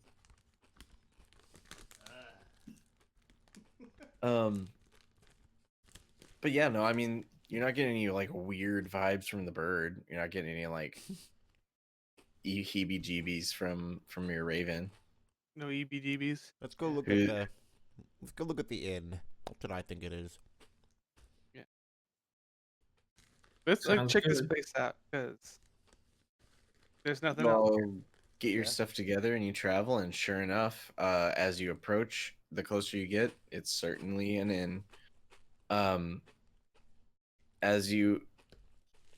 Everyone roll me perception. Okay.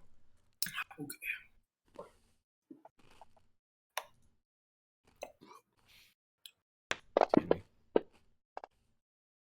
It's still really foggy, right? Yeah. I mean, so there's no fog. It's just that the sky itself is just blotted out. Like I hesitate to make this comparison, but you know how So it's like in the overcast. Matrix they talk about how they like basically blocked out the sun with like a nuclear winter cloud cover thing with nukes or whatever. It's like it's just the sky itself is just completely covered. Peaceful clouds. It's hard Or to stormy really even winter tell because it's so dark that you can't even really see the motions of the cloud. You get the sense that the sky is a little bit tumultuous, but it's not like violent. It's just that there's motion that you can kind of detect overhead. There'll be various patches where it seems like maybe a little thinner, a little bit lighter. You can kind of get the sense of a texture in the clouds, but mostly it's just dark. But when you come up to this inn, you all, and especially Azaram, get a sense of deja vu, because this looks like the Pilgrim and Flask, Which is the inn you started at. in my hometown. Right before you went to Sonottia, where you met Vivarin. Oh, Do we leave Sonottia? Is it a franchise, or are we just back? Henry pulls her Pilgrim and Flask mug out from the oh yeah. trunk, and she's like, "Well, I hope, if nothing else, this will get me a free drink." Goes inside. Yeah. Get our merch. As you approach, there is certainly, you can kind of get a sense. It's not like super loud because it's ostensibly the first thing in the morning, but you can hear kind of like the bustle of livelihood coming from within the inn. It has stables like you remember. You can absolutely kind of like park. Hey, didn't your Matt kill a cart. man outside those stables?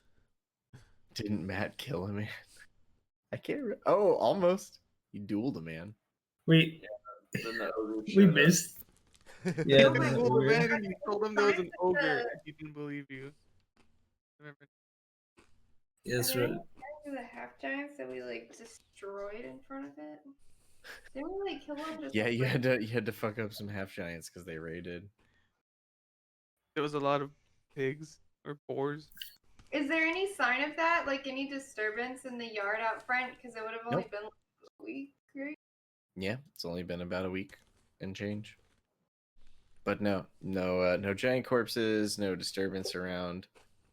And as you approach, even the sign in front of the inn, though the layout looks exact, but the sign in front of the inn does not say the Pilgrim and Flask. It says the Wanderer's Fugue. And Finry just stops straight in her tracks and puts the mug back because if there's another gift shop, I need another new one. You're like, oh, we're getting another mug. We can't be showing up to inns with other inns fucking Yeah, colors. what blasphemy. We might. That's safe. You show up wearing the wrong jersey. Yeah. Oh, that's good.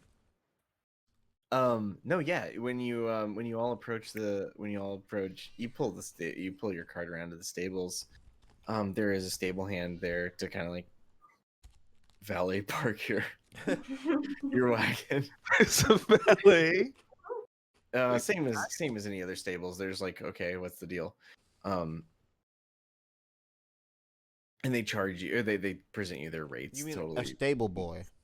Yeah, sure.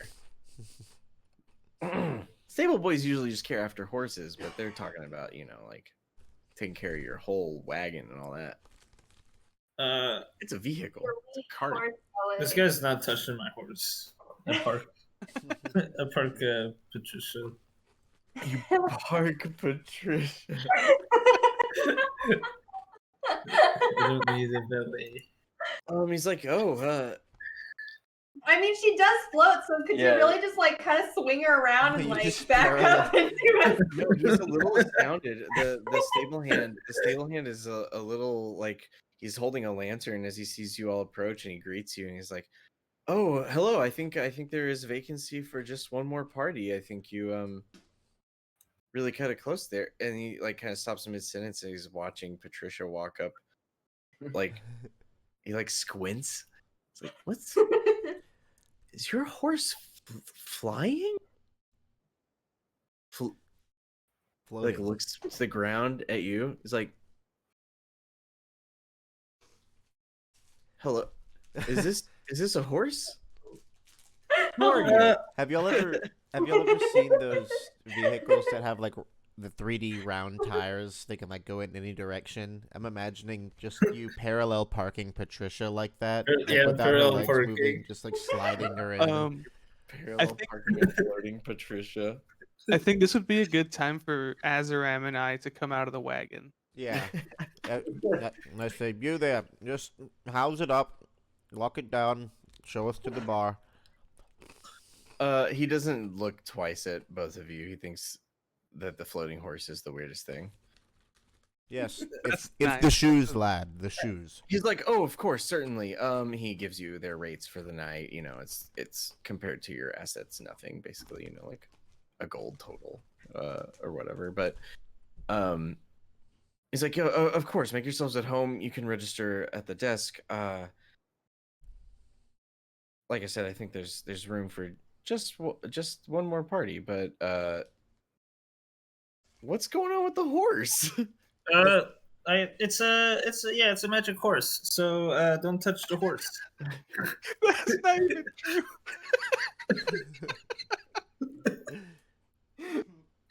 God, it's like, oh, certainly. What would you like me to do? Yeah, don't touch the horse. Would you like me to show her to a stable? No, I can do that. So It's like, okay, this one, he points to one in the stable house. He's like, this one over here on the third row from the back is clear for your magic horse. You can tell he's somewhat like stunned. Like the presence of a magic horse is definitely the most kind of like impressive thing about everything.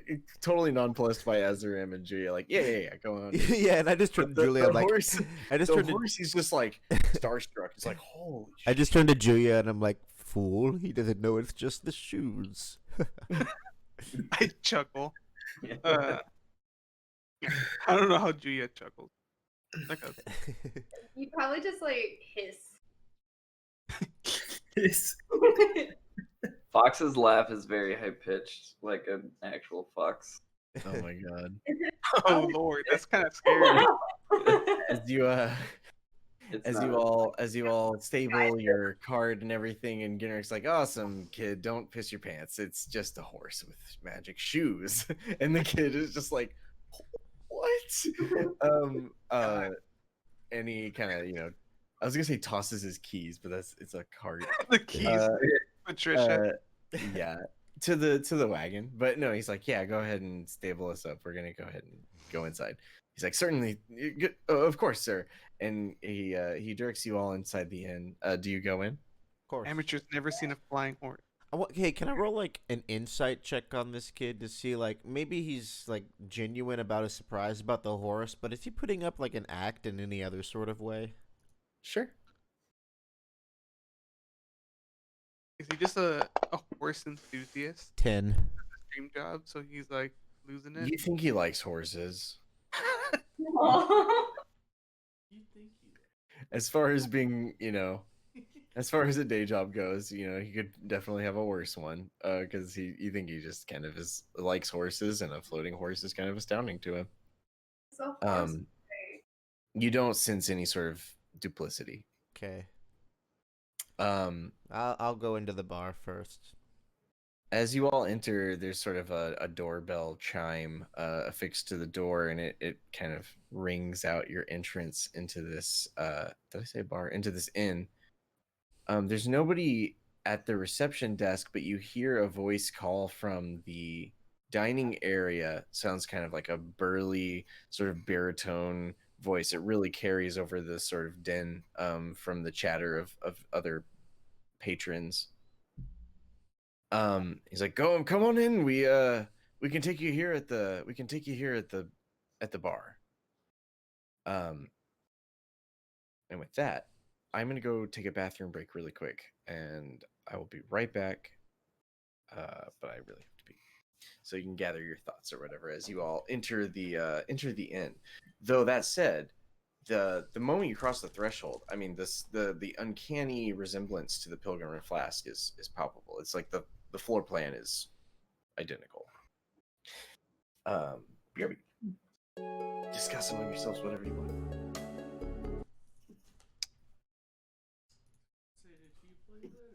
So, Ian, when I first saw your shirt, I thought it said abolish the Polish.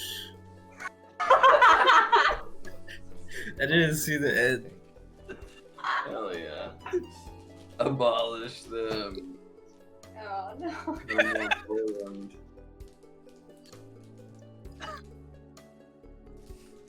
That reminds me of a picture a friend sent me of like, I think it was like a soccer group of people who like spelled out like Black Lives Matter, and it was over an ad right under it, and it said more than Italian.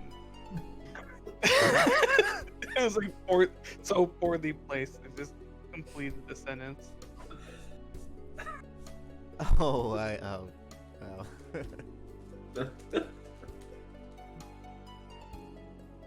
So many Italian memes lately. Oh, what should we go do? I don't know, like, obviously determine that this place, in what ways this place is similar to its parallel version, or whatever. Right. See if the barkeep is the same person or not. I want to find out if these people are used to this cloud cover, or if it's weird Yeah. to them too. Also, if they think they've seen us before. Yeah. I want to compare mugs. That's very important. Mhm. Yeah. Gift shop is high priority.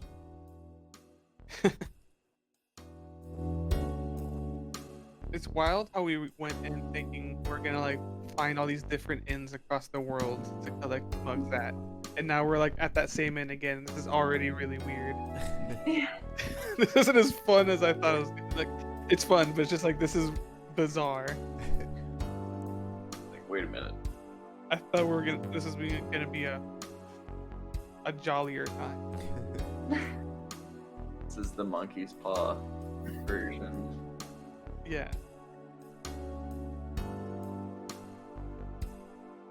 I hope there isn't like the same, like slightly different versions of the people who were at the previous inn. Yeah, like everyone just looks like that person's brother or something. They Yeah, is like a deep gonna get like dueled again?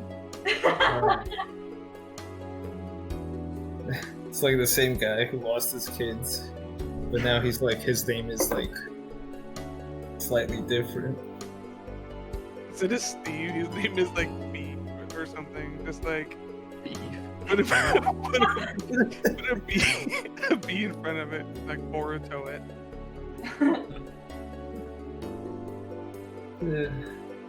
Well, if we Hope have... we don't have to fight giants again. Sorry, go ahead. Oh no, that's what I was gonna say too. Is like we better stock up on caltrops if we're about to like stop another giant raid. Man, you know what though? I've realized substituting is that kids are like really into Naruto, like still. Yeah. It's Baruto, still I'm kind of happy. Yeah, aren't they still making English episodes? Like, aren't they still dubbing it? Are they? I'm not sure. I don't know either. I feel like they're finished with that. I never watched it. But I also, have. like It's among pretty good. Just watch the fight scenes on YouTube. Yeah. That was the very first YouTube videos I ever saw. I remember that, like, back in, like, 2004 or 5 when it Oh, first wild. came out. I saw, like, a Naruto versus Sasuke AMV.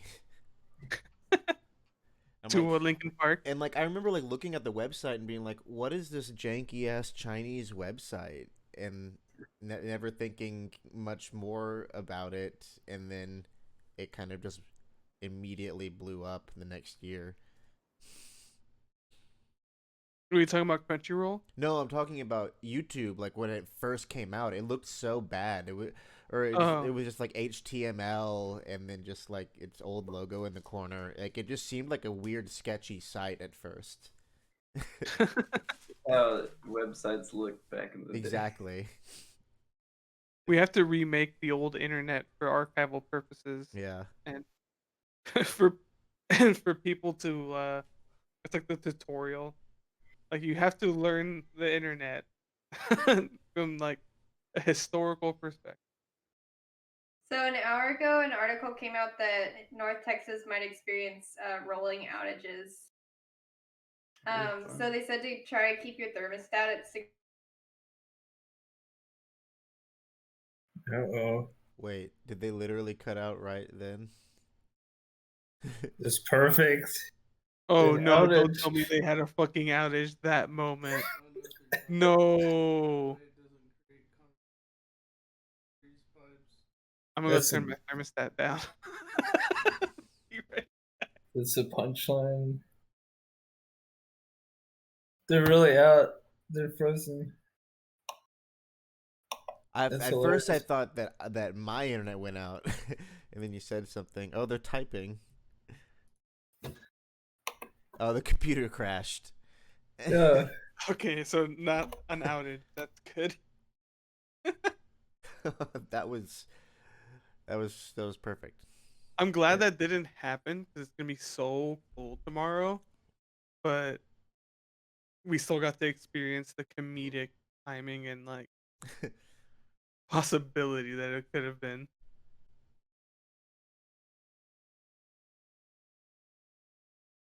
That's actually the perfect time for the computer to crash since Corey's not here. Yeah, he's going boom boom, I guess. He said piss. He's very specific. Oh, There he is. Hello, Corey. hey Corby. Oh. He's gotta put his headphones on. So Hey Corby. Sorry for the delay. I am back. no, so Kelty was explaining that we might be experiencing rolling outages at some point, and to turn our temperature down, and then they cut out. Oh no. But Are they here? Yeah, their computer just crashed. Oh. But I think she was trying to say to like turn your AC to like 60 so it doesn't cause condensation on the pipes or whatever, something like that. Oh, because then that'll freeze the outside of the pipes. Okay. Wait, Ooh, so we're trying to unfreeze our water lines. Something. yeah.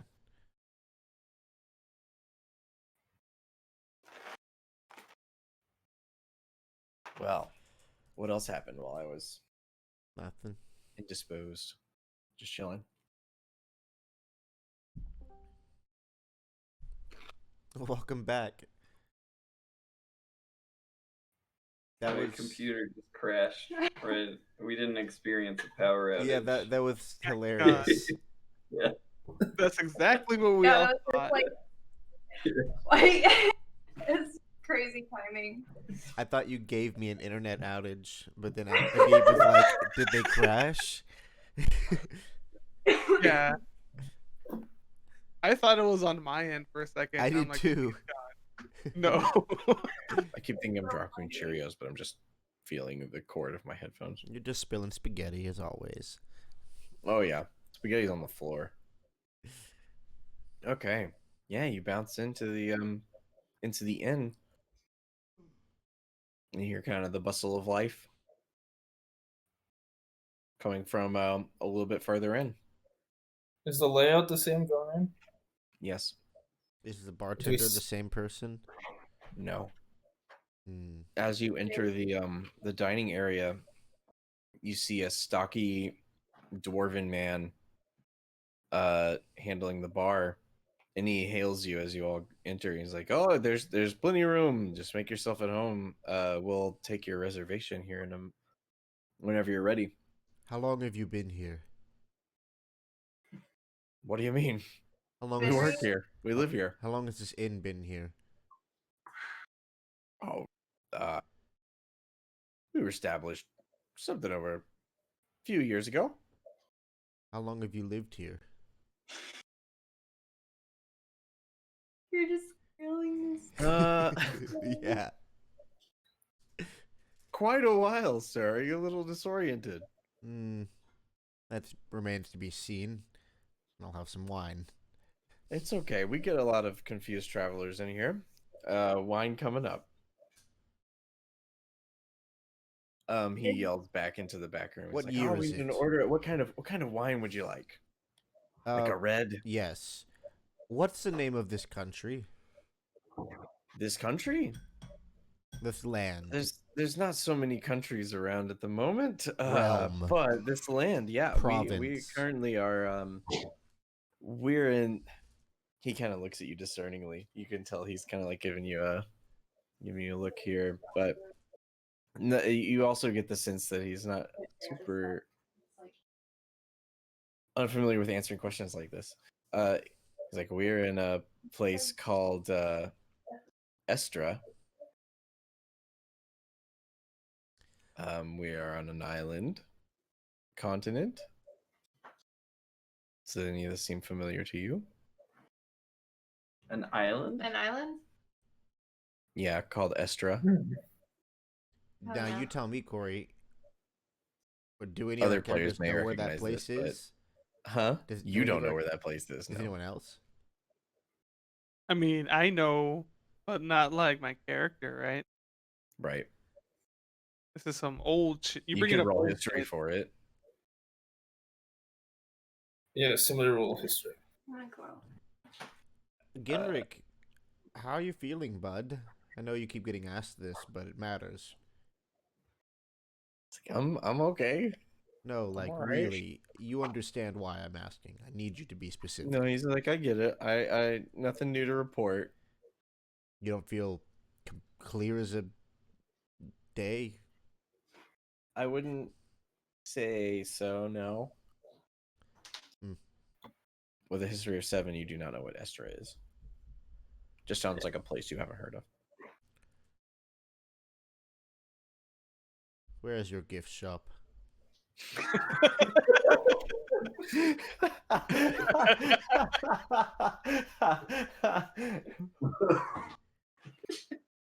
He says, certainly. He points you to exactly where the old gift shop was.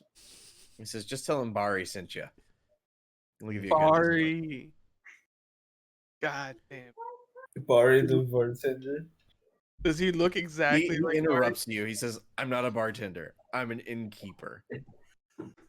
You're behind. Is that the distinguishing difference between this and the last place? Was the last place a bar and this is an inn? Is that a thing? Or am I The just making last that up? place was also an inn, Okay. but it was not called the Wanderer's Fugue. Right. But Bari did It was run called it. Storm's Inn.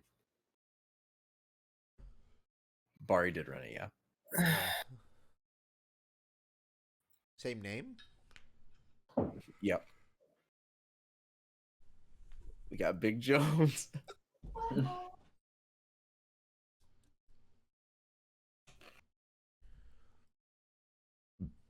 Yeah. Show Thinry to the gift shop. He says, if you need anything, just let me know, okay? I asked him if he has a brother that looked exactly like him. They don't look alike. No, my brother's much uglier than me. Wait, what did you say, Azram? I'm sorry. I thought Corey said they didn't look alike. No, they do. Oh. I mean, but that's just not information you'd have. It's Bari. It's Bari. It's a Big Jones situation. Oh my god. I'm still getting like mind fucked over this Bari, the innkeeper that's like standing at the bar, but he's bartending, but he himself. We're short staffed, okay? I gotta wear a lot of hats, all right? Just I'm Yeah. This I'm an innkeeper. Is there someone that tends to the rooms named Any? He doesn't answer that. Okay. He's like, what would you like to drink? Wine. He got your wine. He brought you a really nice fat cask, but you went off to the gift shop. Barkeeper's choice. Can y'all hear the wind? No. I hear. No. It's like, wind a okay. little I was bit. just curious if my mic was picking it up because it's like crazy. My wind is completely closed. It's like howling. Yeah, I can Awesome. hear our wind, but not Yeah. your wind. It's coming down here, but it's not like windy. It's snowing in Oak Cliff. It was earlier, like really hard. I don't think it's snowing here yet. It's snowing a lot in Yeah, Rowlett. it still stopped for now, but I think it's supposed to start up again. North Oh. Genrick, Oak Cliff, Garland. Genrick, I forget what the cube is. he orders some wine and he starts chatting up the bartender as well. Bartender, fuck, Bari the dwarf. He's a dwarven man with dark red hair, braided beard, classic dwarf shit. He seems to be handling and micromanaging or whatever a lot of stuff going on in the bar, but he's completely attentive to your requests and everything. The bar itself is somewhat full. It's fuller even than when you were at the Pilgrim and Flask. There seem to be several parties, a lot of kind of people just sitting alone, eating, drinking.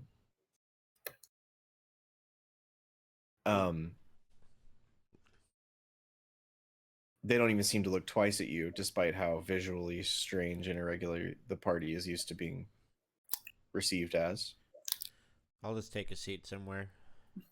Totally. They bring you out your a mulled red wine. Pretty good. There's a gift shop. There is a gift shop. That's where Thinnery is. She's been there since the beginning. There's even a there's a gift shop, and it A gift shop. it has all your normal sort of like trading post staples, rations, kind of odds and ends, first aid materials, etc. But there is, in fact, a novelty mug that you can get for the Wanderer's Fugue. Is What's it it look like? identical to the Pilgrim and Flask mug, or is it different? It's Is it different it's totally color? different. So it's a very tall mug, and the glasswork is extremely articulate because in the middle there's kind of like a almost an hourglass shape to it, and as you're looking at it, the gift shop attendee comes up to you, another old man, and he starts explaining to you, yes, the shape of the glasswork, it creates a vortex in the ale as you turn it up on its head. It's quite fascinating, truly a marvel. Only a gold. That is marvelous. I'm getting the shit. What magical items do you have as well, though? He consults his random generated table. That he should have anticipated this question. Magic item. Oh wait, magic. Yeah, there we go.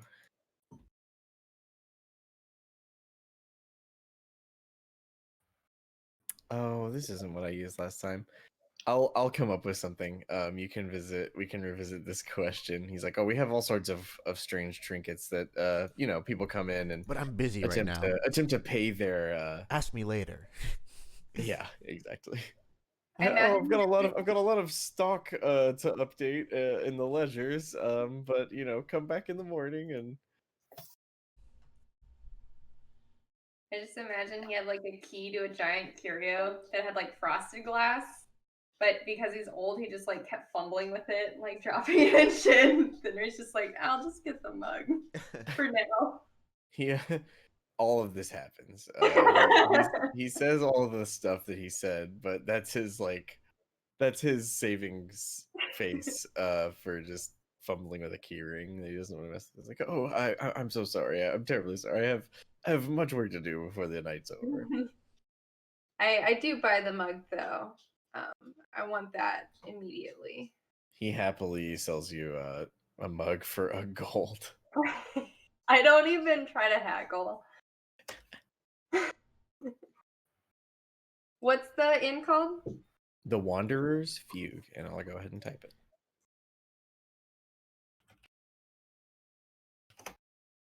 We Yeah. Yeah. Oh, that's not what I wanted.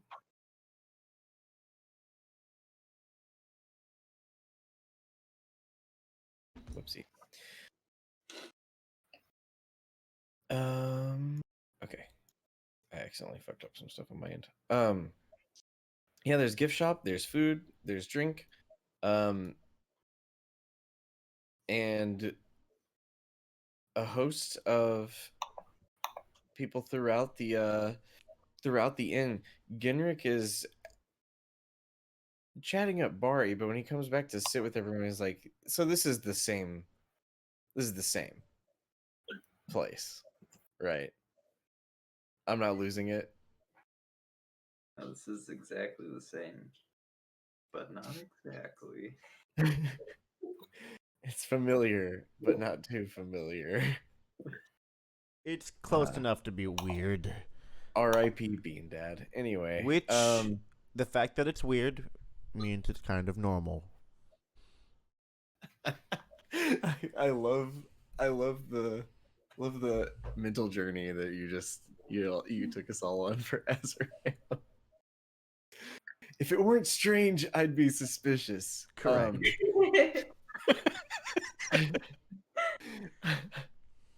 So he's like, okay, are we? Yes, yes, we okay, are. Yeah, Yes, we Yeah. are, Genrick. Have a seat. Drink up. yeah. He turns it up. Throughout the bar, you see, there's a party. It looks like a traveling group of people. Over on one corner of the room, the stage that Fox once took, air quotes, Maybe. has a mantle adorned with several odds and ends, trinkets, strange things of that nature. There's no bard on the stage tonight, but there are several kind of like lone inhabitants kind of just eating a meal.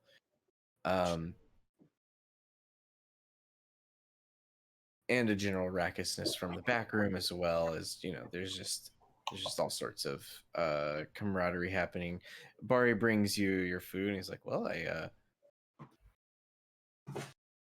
if you have any questions, just let me know. I'll be at the bar. You all seem a little addled, if you don't mind me saying so. I do. Okay. I hope you enjoy your wine. Thank you. He walks away.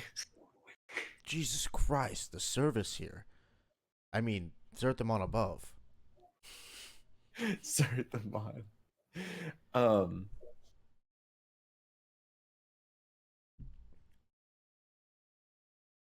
This is very bizarre. It is very strange. I don't think we're in Sonottia anymore. Yeah, we're in a what's the continent called again? Estra. Estra. Yeah, I almost said Estara. That's an apartment.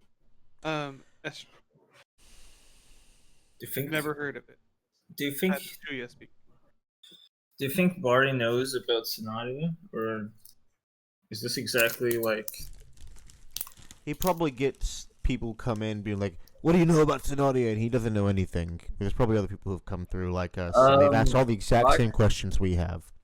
If nobody's on stage, Fox gets up and he sings the song about Sonottia. Roll me perception and performance. Performance. Nice. No, wait. First of all, you nail it. Hell yeah. Womp.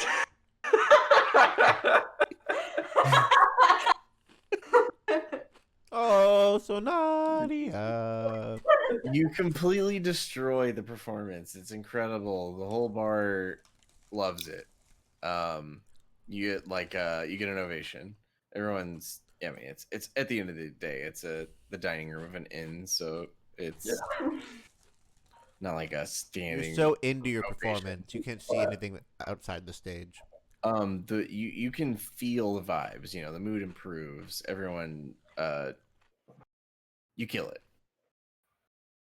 You don't notice that you kill it. You're really absorbed in the whole performance, and you just feel it internally. You're self-satisfied with the performance, and that's enough for you.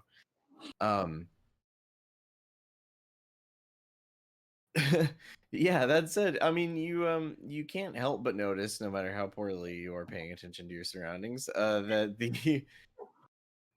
you keep getting sideways glances from there's a person sitting by themselves kind of at the edge of the room that seems particularly to take note of you. And when you leave the stage, whenever you're done with your performance, they kind of like watch you and the group when you kind of sit back down.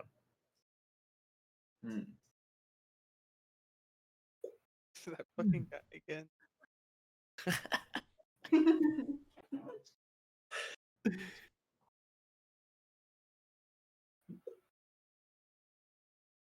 What are you gonna do about it? I'll let the group know. This guy. I say,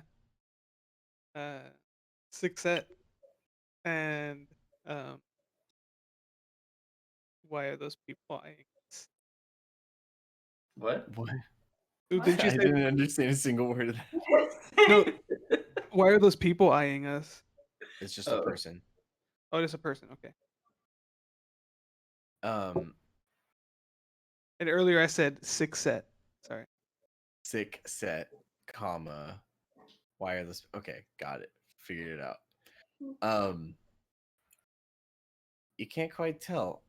Anybody who's curious to figure that out, they don't seem to do anything. Though Fox notices that they kind of like continue to look sideways over at the group every once in a while, just kind of keeping an eye on them, but don't seem to alter their behavior much as you all kind of just dine. One thing you do all pick up on, however, is that they are talking about this as though it's nighttime. They keep on referencing like, oh yeah, you can crash for the night here, blah blah blah. Like, we can get you your dinner, you know, just small things like that. And but, then what? And then what? And then what? What do you mean? Then you go to sleep? Yes. That's what we want to stay another night.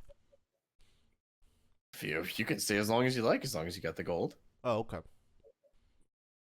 Henry asked if this cloud cover is normal. Oh yeah.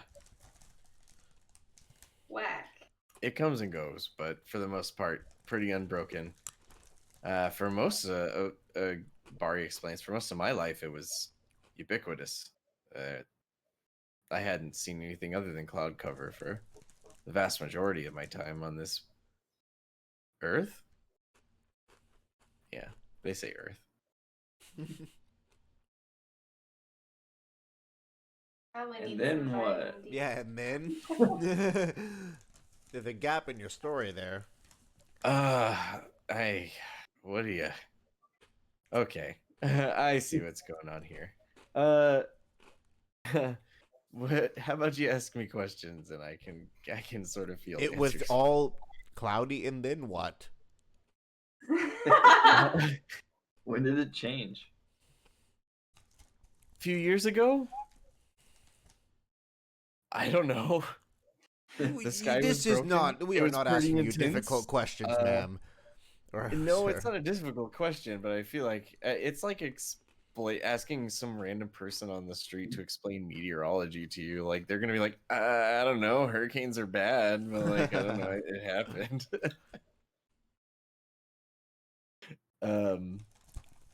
He just explains, yeah, for as long as anyone could remember, the sky was completely dark. One day the cloud cover broke.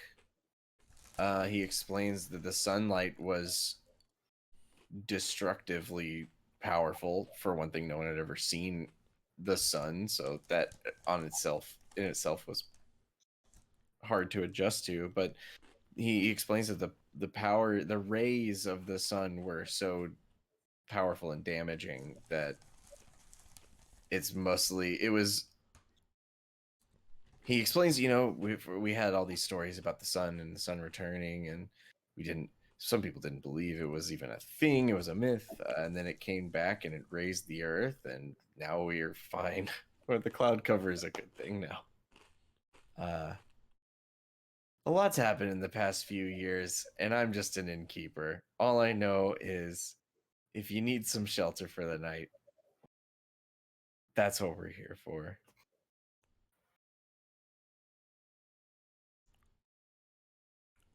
How long has this been here again? A few years, you said? Who built it? This inn? Oh, this inn was established, yes, probably, 5 or so years ago. In the original. I wasn't here at the founding, but I pretty much run it now. Well, who's the guy you bought it from? Oh, I don't own it. I am in service to the matron. The matron? The matron. Yes. Who is the matron? Just the owner? Yeah, that's her. That's her title. He sort of explains. It's like, she doesn't give out her name so freely, but she established this inn. I'd like to speak to your manager. I was looking for work, and here I am. I'd like to speak with your manager. I mean, your matron. I am my manager. I mean, your matron. The matron's not here. Henry's eyes get really wide, and she's like, "Oh my god, what if it's Urania? Oh god. What if this is all the Nothic's trickery?"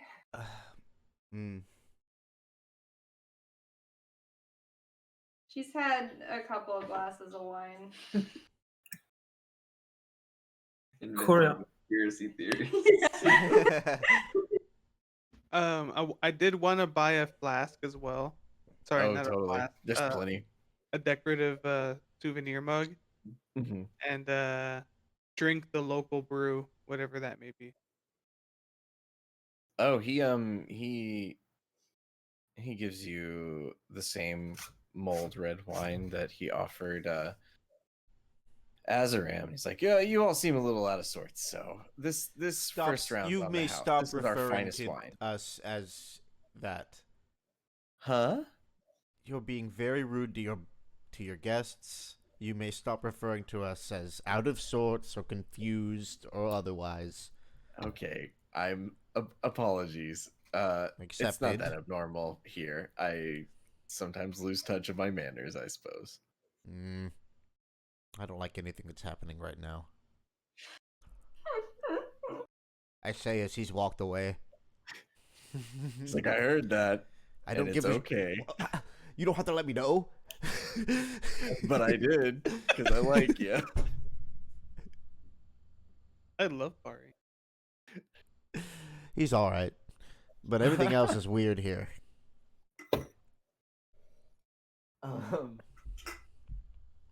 Hey, yeah, you. it's uncanny. I say over to the guy that's been staring at us. Come join us. They straighten their back a little bit, and they like look around. Yes, like, you come join us.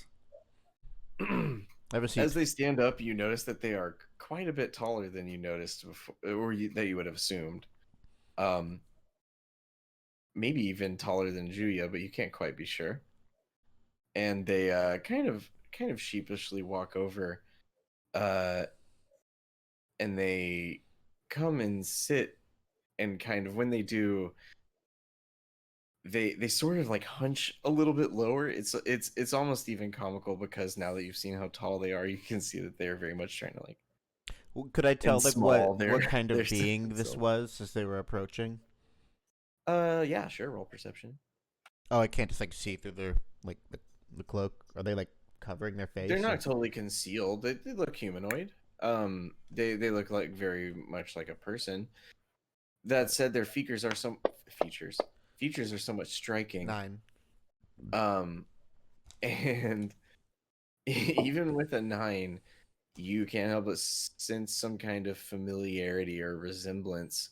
And you do a double take over to Thinry, and sure enough, they both kind of have a similar kind of like striking, otherworldly sense about them, and it kind of renders this being's attempt to kind of like go unnoticed a little comical. Sit, Ooh, do I stranger. notice this? Introduce yourself. Huh? Oh, Ah, I recognize my people. Oh yeah. not only do you recognize your people, you recognize this being as someone who has appeared before you in your dreams throughout your life. Um, they introduce themselves as Nemua, and they speak very lowly but very politely, and they're like, "Hello, I'm sorry, I wasn't trying to make a scene. You Thank you for obviously were inviting me to your interested in table." us, and you didn't seem like the one to break the ice. Welcome to the table. I am Azaram. Well, greetings, Azaram. I've heard much about you. What have you heard? That you're traveling with Henry, and that you're quite interesting. They choose. You can tell that there's a lot packed into that word. From whom have you heard this? From the Celestials. Oh. Who am I answer to? Very well. I wasn't trying to make a scene. I would have preferred to have approached you all in private, but nevertheless, here we are. Hello, greetings, good tidings, etc. How are you all? Confused and out of sorts, as this barkeeper would put it. He doesn't acknowledge you, but he kind of like gives a very tall thumbs up in dwarf standards. Well, I wasn't from across the bar. I wasn't speaking to him. I was speaking to the Celestial. But... He has very good hearing. He sees and hears all in his inn. Cindy's just at a loss of words. Her mouth is like a little bit open, and her face is beet red. Just like. Well, it's nice to meet someone, another person who isn't prime, if you know what I mean. Oh, Nemua attempts to be polite about the denizens of the prime, but you can tell that they're like, "Oh, of course, it is always nice to meet another outsider." But even the way they say outsider is kind of like has a twinge of disdain to it. They don't enjoy being here. So I look between Thinry and this guy. They they turn to Thinry and they're like, "I'm pleased to finally meet you in person. You've found yourself in the middle of quite a lot. How is everybody doing? How did I don't know. Tell me about your journey so far." Hell. Is this like a? She's so shocked. It's hard for her to muster words, but she describes the passage through the initial waystones and the loss of time, and in great detail the toad encounters. She kind of hangs on that. The toad encounters. Is this some sort of celestial debriefing? Dude. Nemua does not respond to the question until her conversation with Henry is over, but sorta. She the Celestial kind of just very attentively like recounts the whole tale. She's like, very good, very good. I'm glad to hear you're all well.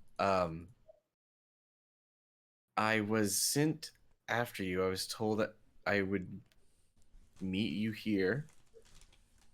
I come with a boon from Paylor on your journey, and she hands you a parcel that's kind of like loosely wrapped. It's concealed, but you can tell that it's mostly just for safekeeping. It's not like a big gift or anything. It's just like I said, a parcel. Okay. Is it okay for me to open it now? I won't touch it. Fenrir's like hesitant to like start on any. She's like, yes, of course. Hopefully it will help you on your journey.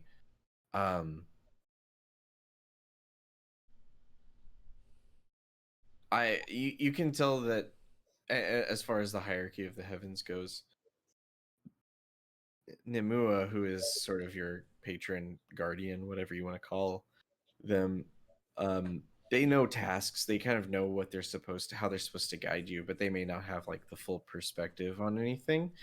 They even this, they seem uncomfortable being here. They seem uncomfortable being in the prime nonetheless, but even so, it's like an odd rendezvous for them as well. They're like, yes, of course.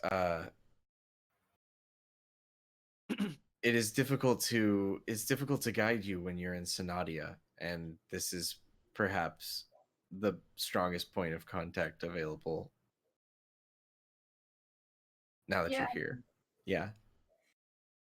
Fenrir's like, yeah, I noticed I stopped dreaming. You know, they never really came that often before, but the last time I had a dream was before we passed through. She like says that as she pulls all the wrappings off. She's like, man, this is cool. And Paylor's big cheese. Inside the package you find some bracers engraved. They're like leather bracers, and they're engraved with imagery of the sun and of rays kind of streaking across the forearm of these the top of these arm guards, or whatever you want to call them. And she explains that these are a gift from Paylor to help your arrows fly true. I don't know the full details of the task you've been set out on, but the outcome of this journey is paramount to restoring Paylor to the sky, to this the natural order that, as you can see, is so disrupted. A great wound has been inflicted in the heavens, and they sort of trail off there, but they say, nevertheless, a lot is being entrusted. You all don't see it yet, but you're part of a grander unfolding of healing. And if there's anything you need, I will do my best to provide it. And that is my task here in this journey. That sobers Fenrir up completely, and she starts to put the bracers on, and she asks if they'll help her communicate more directly if her dreams will come back, and not only, you know, her arrows be true. That may be more complicated, but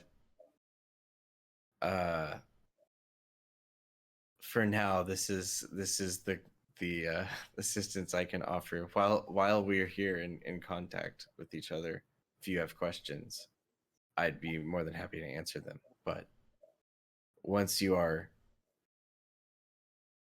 out of, once you are back where you came, it may be more difficult to interact once more.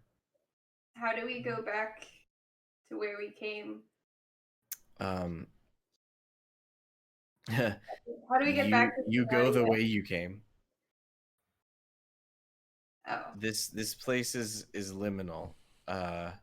From my understanding, it is from a place and time similar but distant to where you arrived. It's more than just the sky that is two. Everything is fractured. So a night in the Waystones again is promised to bring us back to Sonottia, or will we end up in another fracture? She says when you go back through the Waystones, you will certainly wake where you left. She explains that the Waystones you passed through just now were attuned only to this place and can only return you where they came. I ask her if she built the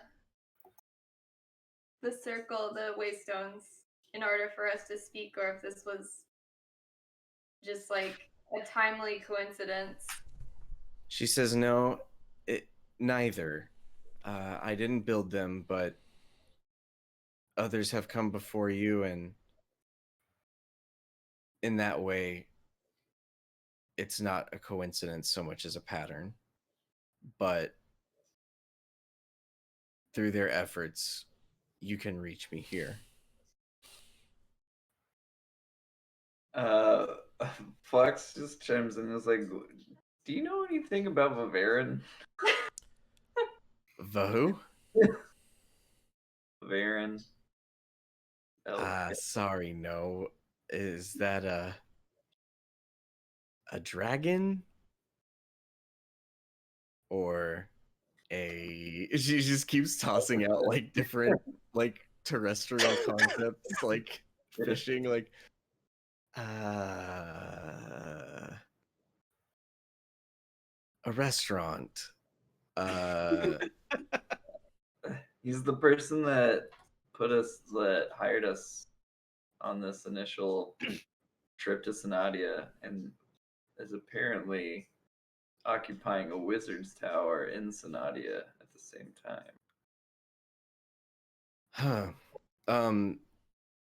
She shares your puzzlement, but she says, I don't understand the forces that have brought you all to this quest. I only know that it's my role to guide you through the quest in your attempt to heal the sky, to restore Palor to it, the natural order, etc., etc. All the stuff that has kind of been repeated at various times.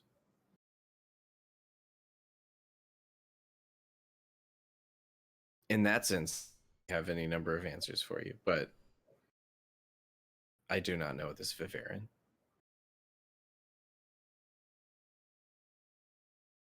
By the way, Thinry, the bracers are bracers of archery, so those are things you have now. Thank you. Within the package as well, it's like the bracers were what's the word I'm looking for? Enclosed around 3 arrows that are kind of imbued with a magical energy, and the bracers, each is inscripted. The one on the left arm is inscripted with the phrase, "What has done can oft not be undone," and on the right says, "What has been done must oft be undone."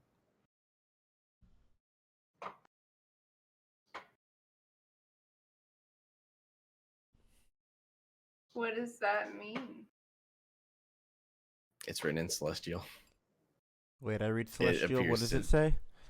Or Be can I of see some this? significance, but Can I see this? it's not readily apparent to you on reading it. Can I see Henry this? traces it, like traces the etchings or in the leather, like with her fingers, but she goes really quiet. She wants to like mull over this, and she kind of forgets the party sitting around her. I can read Celestial as well. Where is this showing up again? On her bracers, along kind of like the forearm in this area, it is written in Celestial and script on the left. What has done can oft not be undone, and on the other one says, "What has been done must oft be undone."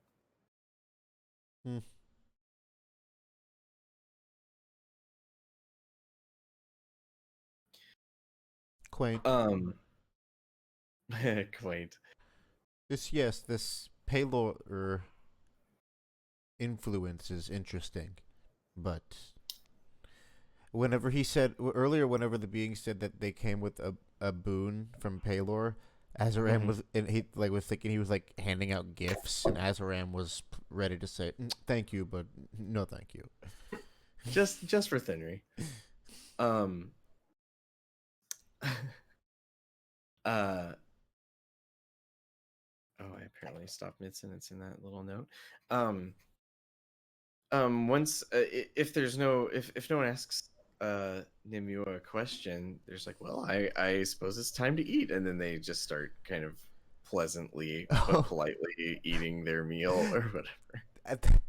I was expecting them to be like, well, thank you, I'm off, but no, they just tuck in. That's awesome.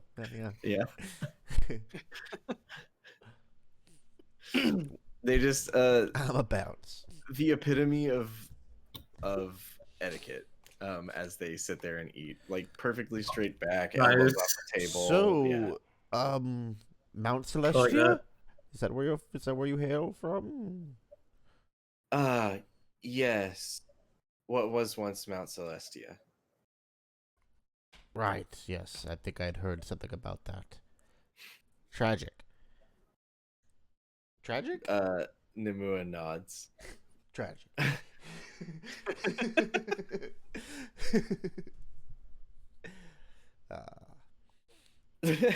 No one mentions it.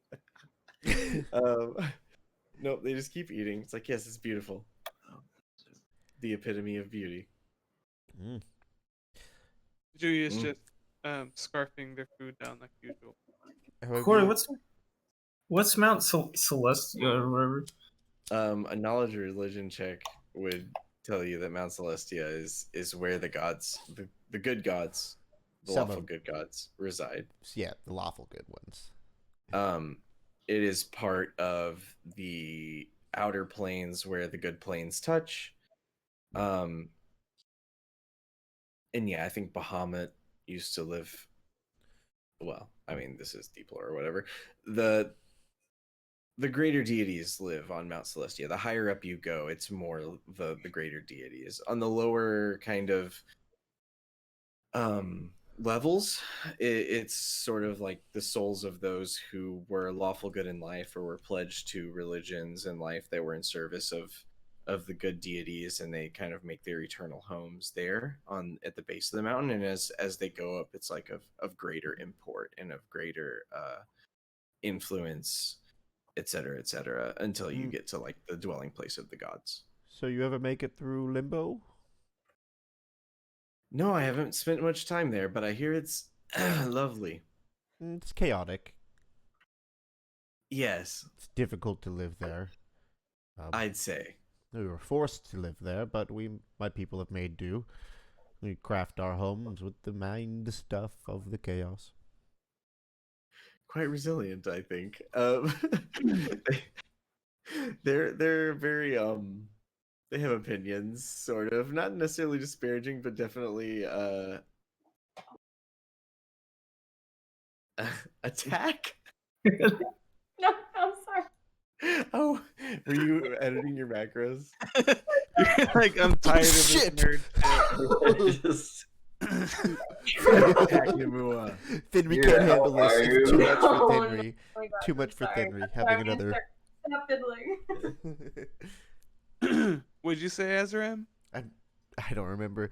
They're making small talk about Limbo, and it's clear that Nimue has a preference for not a plane of chaos. Well, I'd say that we would as well. It's a great injustice that your people have had to strive so hard and so long for liberation, only to end up in limbo. Yes, well, not to be a dick, but Palor didn't help. Julia actually laughs out loud at that and then stops like abruptly, like oops. Just gets up and goes to talk to someone else. Finry breaks out of her trance to just scowl. Not that I blame Palor, I'm just saying that there are many powers across the multiverse that were aware of our plight, that could have interceded on our behalf. And I'll leave it alone. Nimue says, perhaps that's best. to damage. I know Gith is very. The god Gith was very standoffish. I I have no ill feelings towards Gith nor his progeny. How do you refer to a demographic of worshippers? Well, the Gith Zerai. You should Right. have no problem with the Gith Zerai. Yes. The Githyanki are. I have a few qualms. But it is much outside my purview. I don't tend to dwell on those matters too much. They're out. I can't. What can I do? So Mount Celestia. Yeah. A little, a somewhat of an air of nostalgia or something comes across their face. It's like the heavens are split.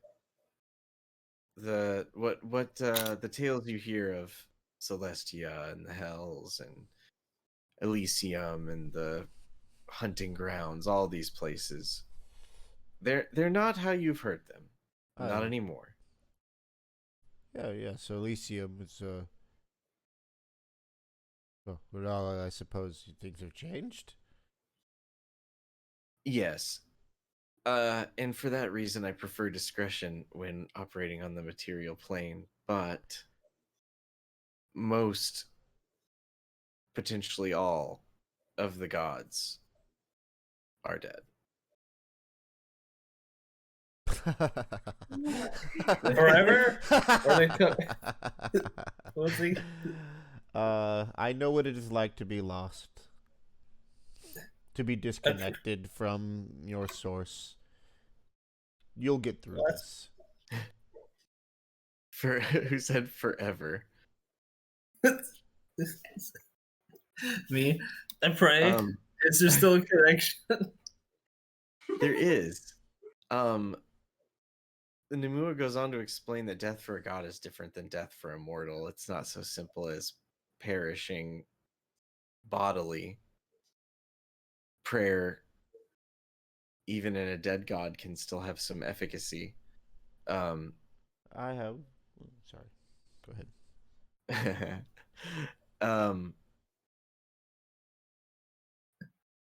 But they explain it's like the heavens, the hierarchy of angels, all of these things are in complete disarray. We have placed a lot of hope in a lot of small chances in order to restore things to what they were. And you are all part of that hope. Henry tells her she can count on us.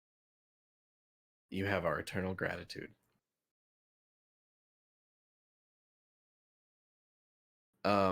If you press her to explain why the gods are all dead, I don't believe her. She can So I to some don't. extent. But you get the sense that whatever happened was so cataclysmic that no one is quite sure the full ramifications of it. When you say Well, the gods are dead, you mean your gods are dead, right? I mean, the gods met in the fields of Elysium and slew each other. Which gods? Most. Can you name them? They begin naming so many gods, great, small, minor, major, many, most you've never heard of. What drew them to this conflict? Is Tyr in the list? She doesn't mention Tyr. Isn't he like a god of war? Tyr's a god of justice. Okay. But like I said, the list is she rambles. Oh yeah, it's not exhaustive. Yeah, she has to interrupt herself to continue. I interrupt her. I say, what drew this conflict to this battlefield? Gods disagree On most things. what in particular? In particular, there was a disagreement about how to proceed with the universe and whether it could be fixed or whether it needed to be rebuilt from the beginning. Did she see Zerthamon in her list? She didn't mention Zerthamon, no. Fenrir's You get the feeling that she was mostly flexing on her extensive knowledge of the deities that used to be. Flex Can I roll a con save to see if I pass out? Sure, if you want. Panic attack save. Yeah. How's the world serpent doing? I'm out cold. Finry takes her new novelty ale mug and like throws it back and falls backward in her stool and just hits the ground. Bari tactfully goes, "Oh yeah, I got another one," and helps you back up into your chair, though you aren't quite fully conscious. He kind of just like situates you so that your body weight kind of holds itself correctly, unassisted. So you're just kind of like napping on the table instead of the ground. Who had another question though? So, what's this Celestial's opinion on the scheme of things? Like, how are things like really, like, if from her point of view? Okay. Regards this cataclysmic event as ultimately just a senseless tragedy, and one in which she kind of just gestures out to the world and it's just like, look, it did not fix anything. Everything is in disarray. But I don't see the point. Does she know like what Sonottia is and if it's connected to this? She says that Sonottia is a sacred place where we entrusted a group of people much like yourself to bind the sun and moon. Bind? Did you say bind? Or Bind. Okay. Bind. In order to spare the earth.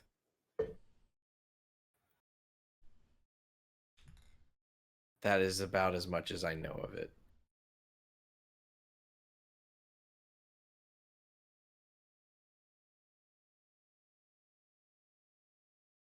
And that was in result of all the gods, you know.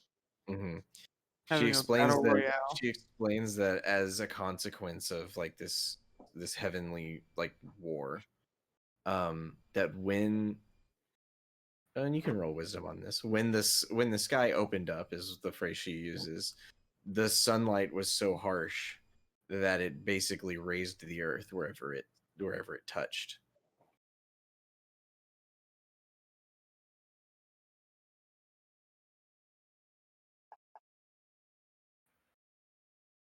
You get the sense that this is what Bari was referring to. He was like, most of my life, it was just completely cloud cover, but now it opens up sometimes. Don't love it.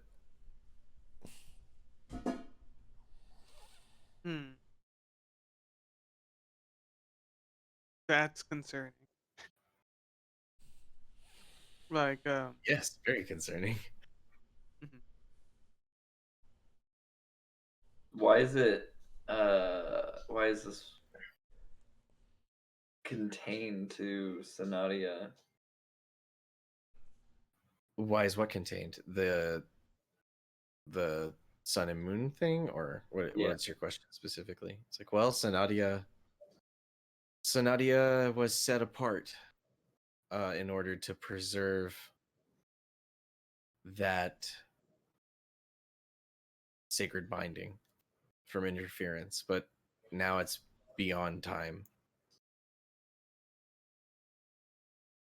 What has been set apart in such a way, nothing else can move so long as Sonottia remains isolated. Is that good or bad? They're trying to fix it. Thenry suspects that maybe the etchings on her bracers may have something to do with the sentiment. I mumble back in my sleep. This reminds me of something.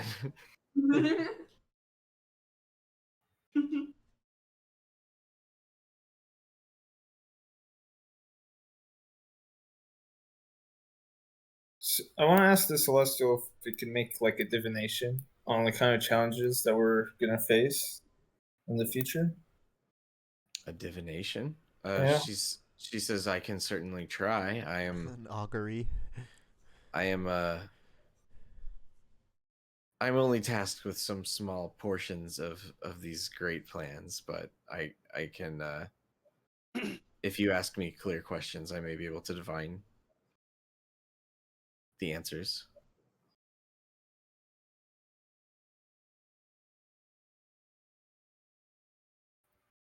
Oh, Dario, when you asked about the world serpent, she responds that the world serpent is among those entities so much greater than gods that she has no perspective on their participation. They didn't show up. They didn't fight in the war and get killed or anything. They certainly have a role, but they regard an angel regards the world serpent as like a force of nature beyond their understanding. And that's how they respond to you about it. What is this world serpent? It's Julia's deity? It's like the elementary kind of deity of like a lot of lizard folk and kind of related like scaly people have like a lot of avatars of the world serpent are like deities or like lesser kind of deities of like other types of um lizard folk. Like there's a lizard folk deity. I don't know all their names. Is it like Thanos and like it eats planets and stuff? No, I think it's kind of more considered like the world uh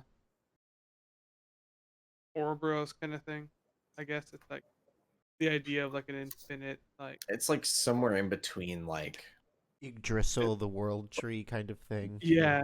yeah, like somewhere in between a single greater deity and something like Ao or yeah, like Yggdrasil, like So there's like the world aspects that those things live in. yeah, it's kind of like there's a pantheon of like lizard folk deities that are all just like manifestations of the world serpent. Cool.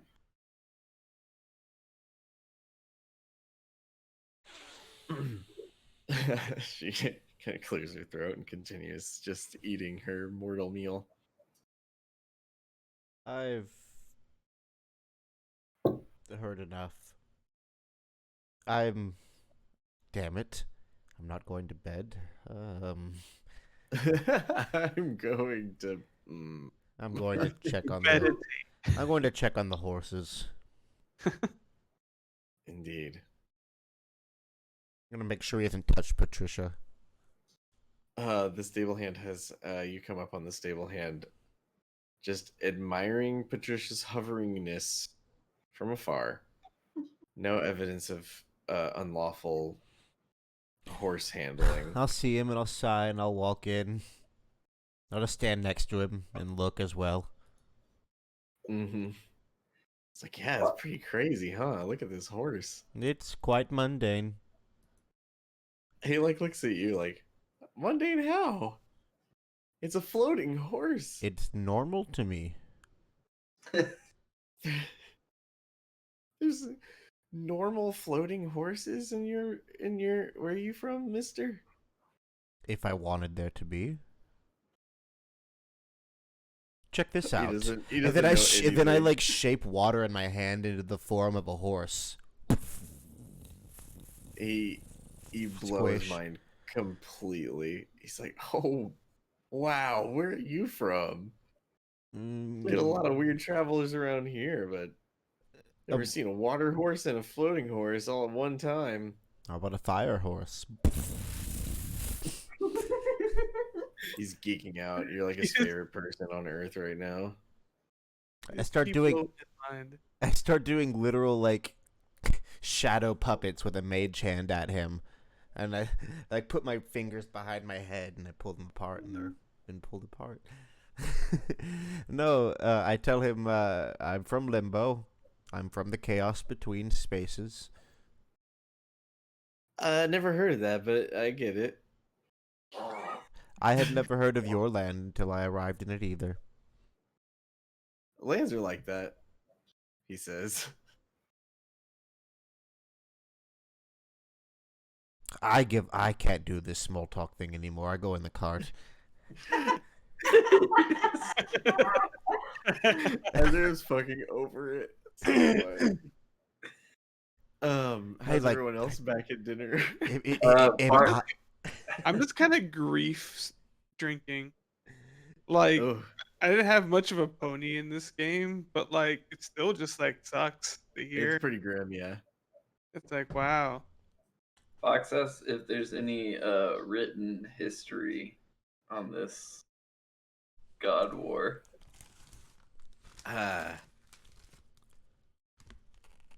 Not mortal that I know of.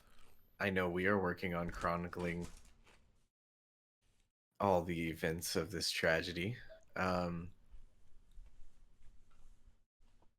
She says tragedy, which makes it sound much more passive than what you know it was. But yeah, basically, you get the sense that the people on the prime material plane are just more or less like, stuff sucks, and now it sucks in a new way, and that's just how that happened.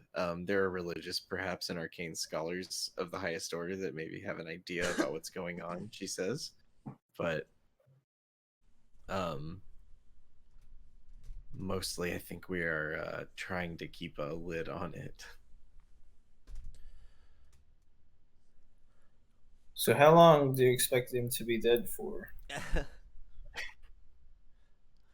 Optimism.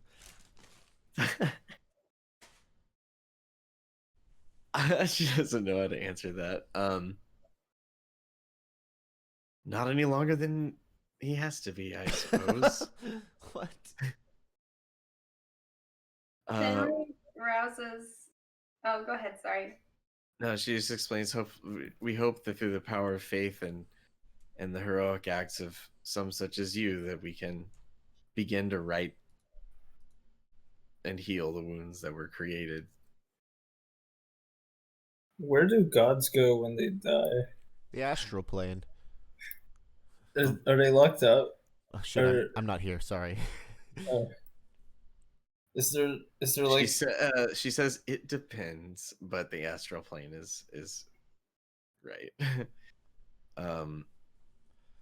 A god's death is more complicated because a god is constituted by the will and belief of its worshippers. So for a god to be slaughtered is not the same thing as a body to be destroyed. Does that make sense? Hold on, let me see.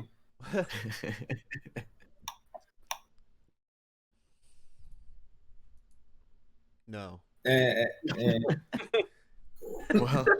Well, she explains, through faith all things are possible. Okay, sure. Yeah. Ugh. Take a swing. That's her best stab at making it make sense to you.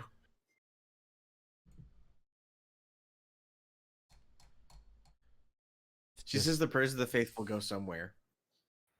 When a god is alive, it constitutes the body and portfolio and the domain of that god. But when a god is destroyed, their believers remain.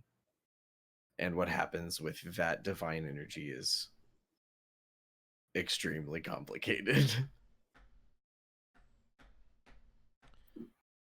It's just you and me, Thatchberry Bush. You get me, Thatchberry Bush. I clink a wine glass with a branch on it. Is there really something in Sonottia that grants wishes, or is that just complete bullshit? Do you ask her that? Yeah, ask her that. Because I promised like 3 people I'd resurrect. She says, I don't know about granting wishes, but Sonottia does have the power to return things to what they once were.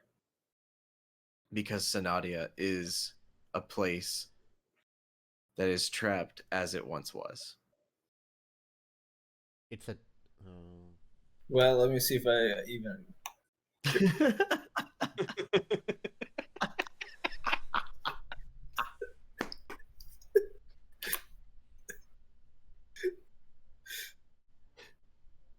A 5. Incredible. Like, sure. Whatever you say, man. Yeah, whatever you say.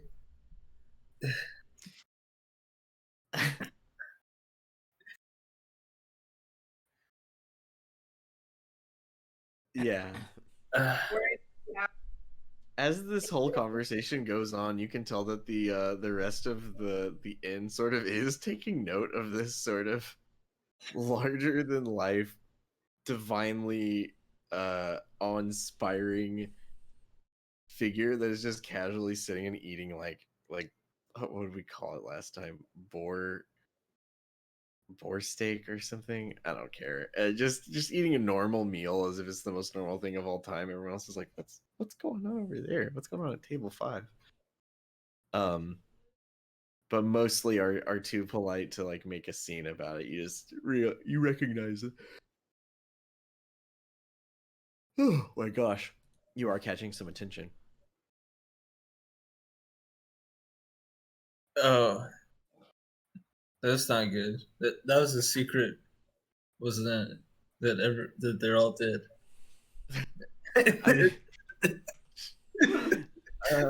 Yes. You. The angel was speaking discreetly, enough at least so that not everyone heard, but you don't know that no one heard. Hey, that's not our fault. That's their fault. Yeah, all I asked of them was to come over and sit with us. They didn't have to tell us everything right there. Y'all asked. I mean, she's trying to help. I feel like this adventure has its scope has somewhat increased. A little. Yeah. I came into this ready for like a bar episode where we're gonna drink and just be kind of silly. And here we are. You asked heavy-hitting questions instead. Instead, we're dealing with heavy-hitting questions, and still drink. Yeah, I drank. I'm out. Yeah, that's what Julia's kind of up to. Just kind of like taking this all in. Just knocking it back. Yeah, just like gonna absorb all tonight and gonna make a plan tomorrow. Sure. With this, since apparently we're going to bed again already. You don't feel tired. And as the night drags on, I don't know. No, people don't seem to like be in a rush to go to bed either. I'm in the It car. kind of stays pretty lively, pretty late. Corey, I have one last question. When we transferred, did all our stuff like have like a 2-week like expiration? Like did we age like 2 weeks? It wasn't nearly as disorienting as when you cross the boundary into Sonottia. Okay. In fact, it was almost seamless by comparison. You notice things get strange. You notice the sky darkened, the clouds came in, all that stuff. At some point, things changed, but it did not like feel like forever or anything. Okay.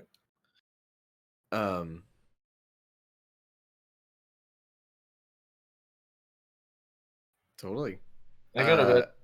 You go to bed. Everyone sort of heads to bed. Yeah, if you want. It's actually 12 Yeah, now. So if we want, we can call it here and pick it up next time. I'm down. Yeah, sounds good. Yeah, I think sounds good. I'm pretty. It's kind of a lot. I actually didn't. I had that prepared to like. I don't know. I didn't think y'all were gonna dig into that one so quickly and so deeply, but it's cool. It's all there. Wow. For those who played in Dark Sky, this calls directly back in a lot of ways. Nice. But for those who didn't, aka Keaton and Adib for half of it, like you don't have to like have played it. I mean, it's I'm just doing the back- same thing to backstory. you in our Wednesday campaign. Yeah. True. But yeah, I guess we're kicking off strong. So I can't wait to play again. I'm ready to keep playing Absolutely. regularly if y'all are. It was quite a transition to the new year, but Yeah. Should be good. it's good to be back into it. Yeah, we started at least. That was an interesting session. Got a lot of information. Are we still level 4? You mean Well, I 3? thought you were gonna do some other stuff, so no. You are still level 3. God damn it! You lied. You said I spoiler. did lie. I thought you were gonna. Okay. Just give It's it my to bad. us. It's my bad. Just It's my give bad. me. Spoiler alert for next setch. Spoiler alert for next time, guaranteed. You will get better at your abilities. But I had a blast. I'm gonna go ahead and stop recording. Same. Thanks for anyone who's watching. Can't wait to play next week. Bye. Bye.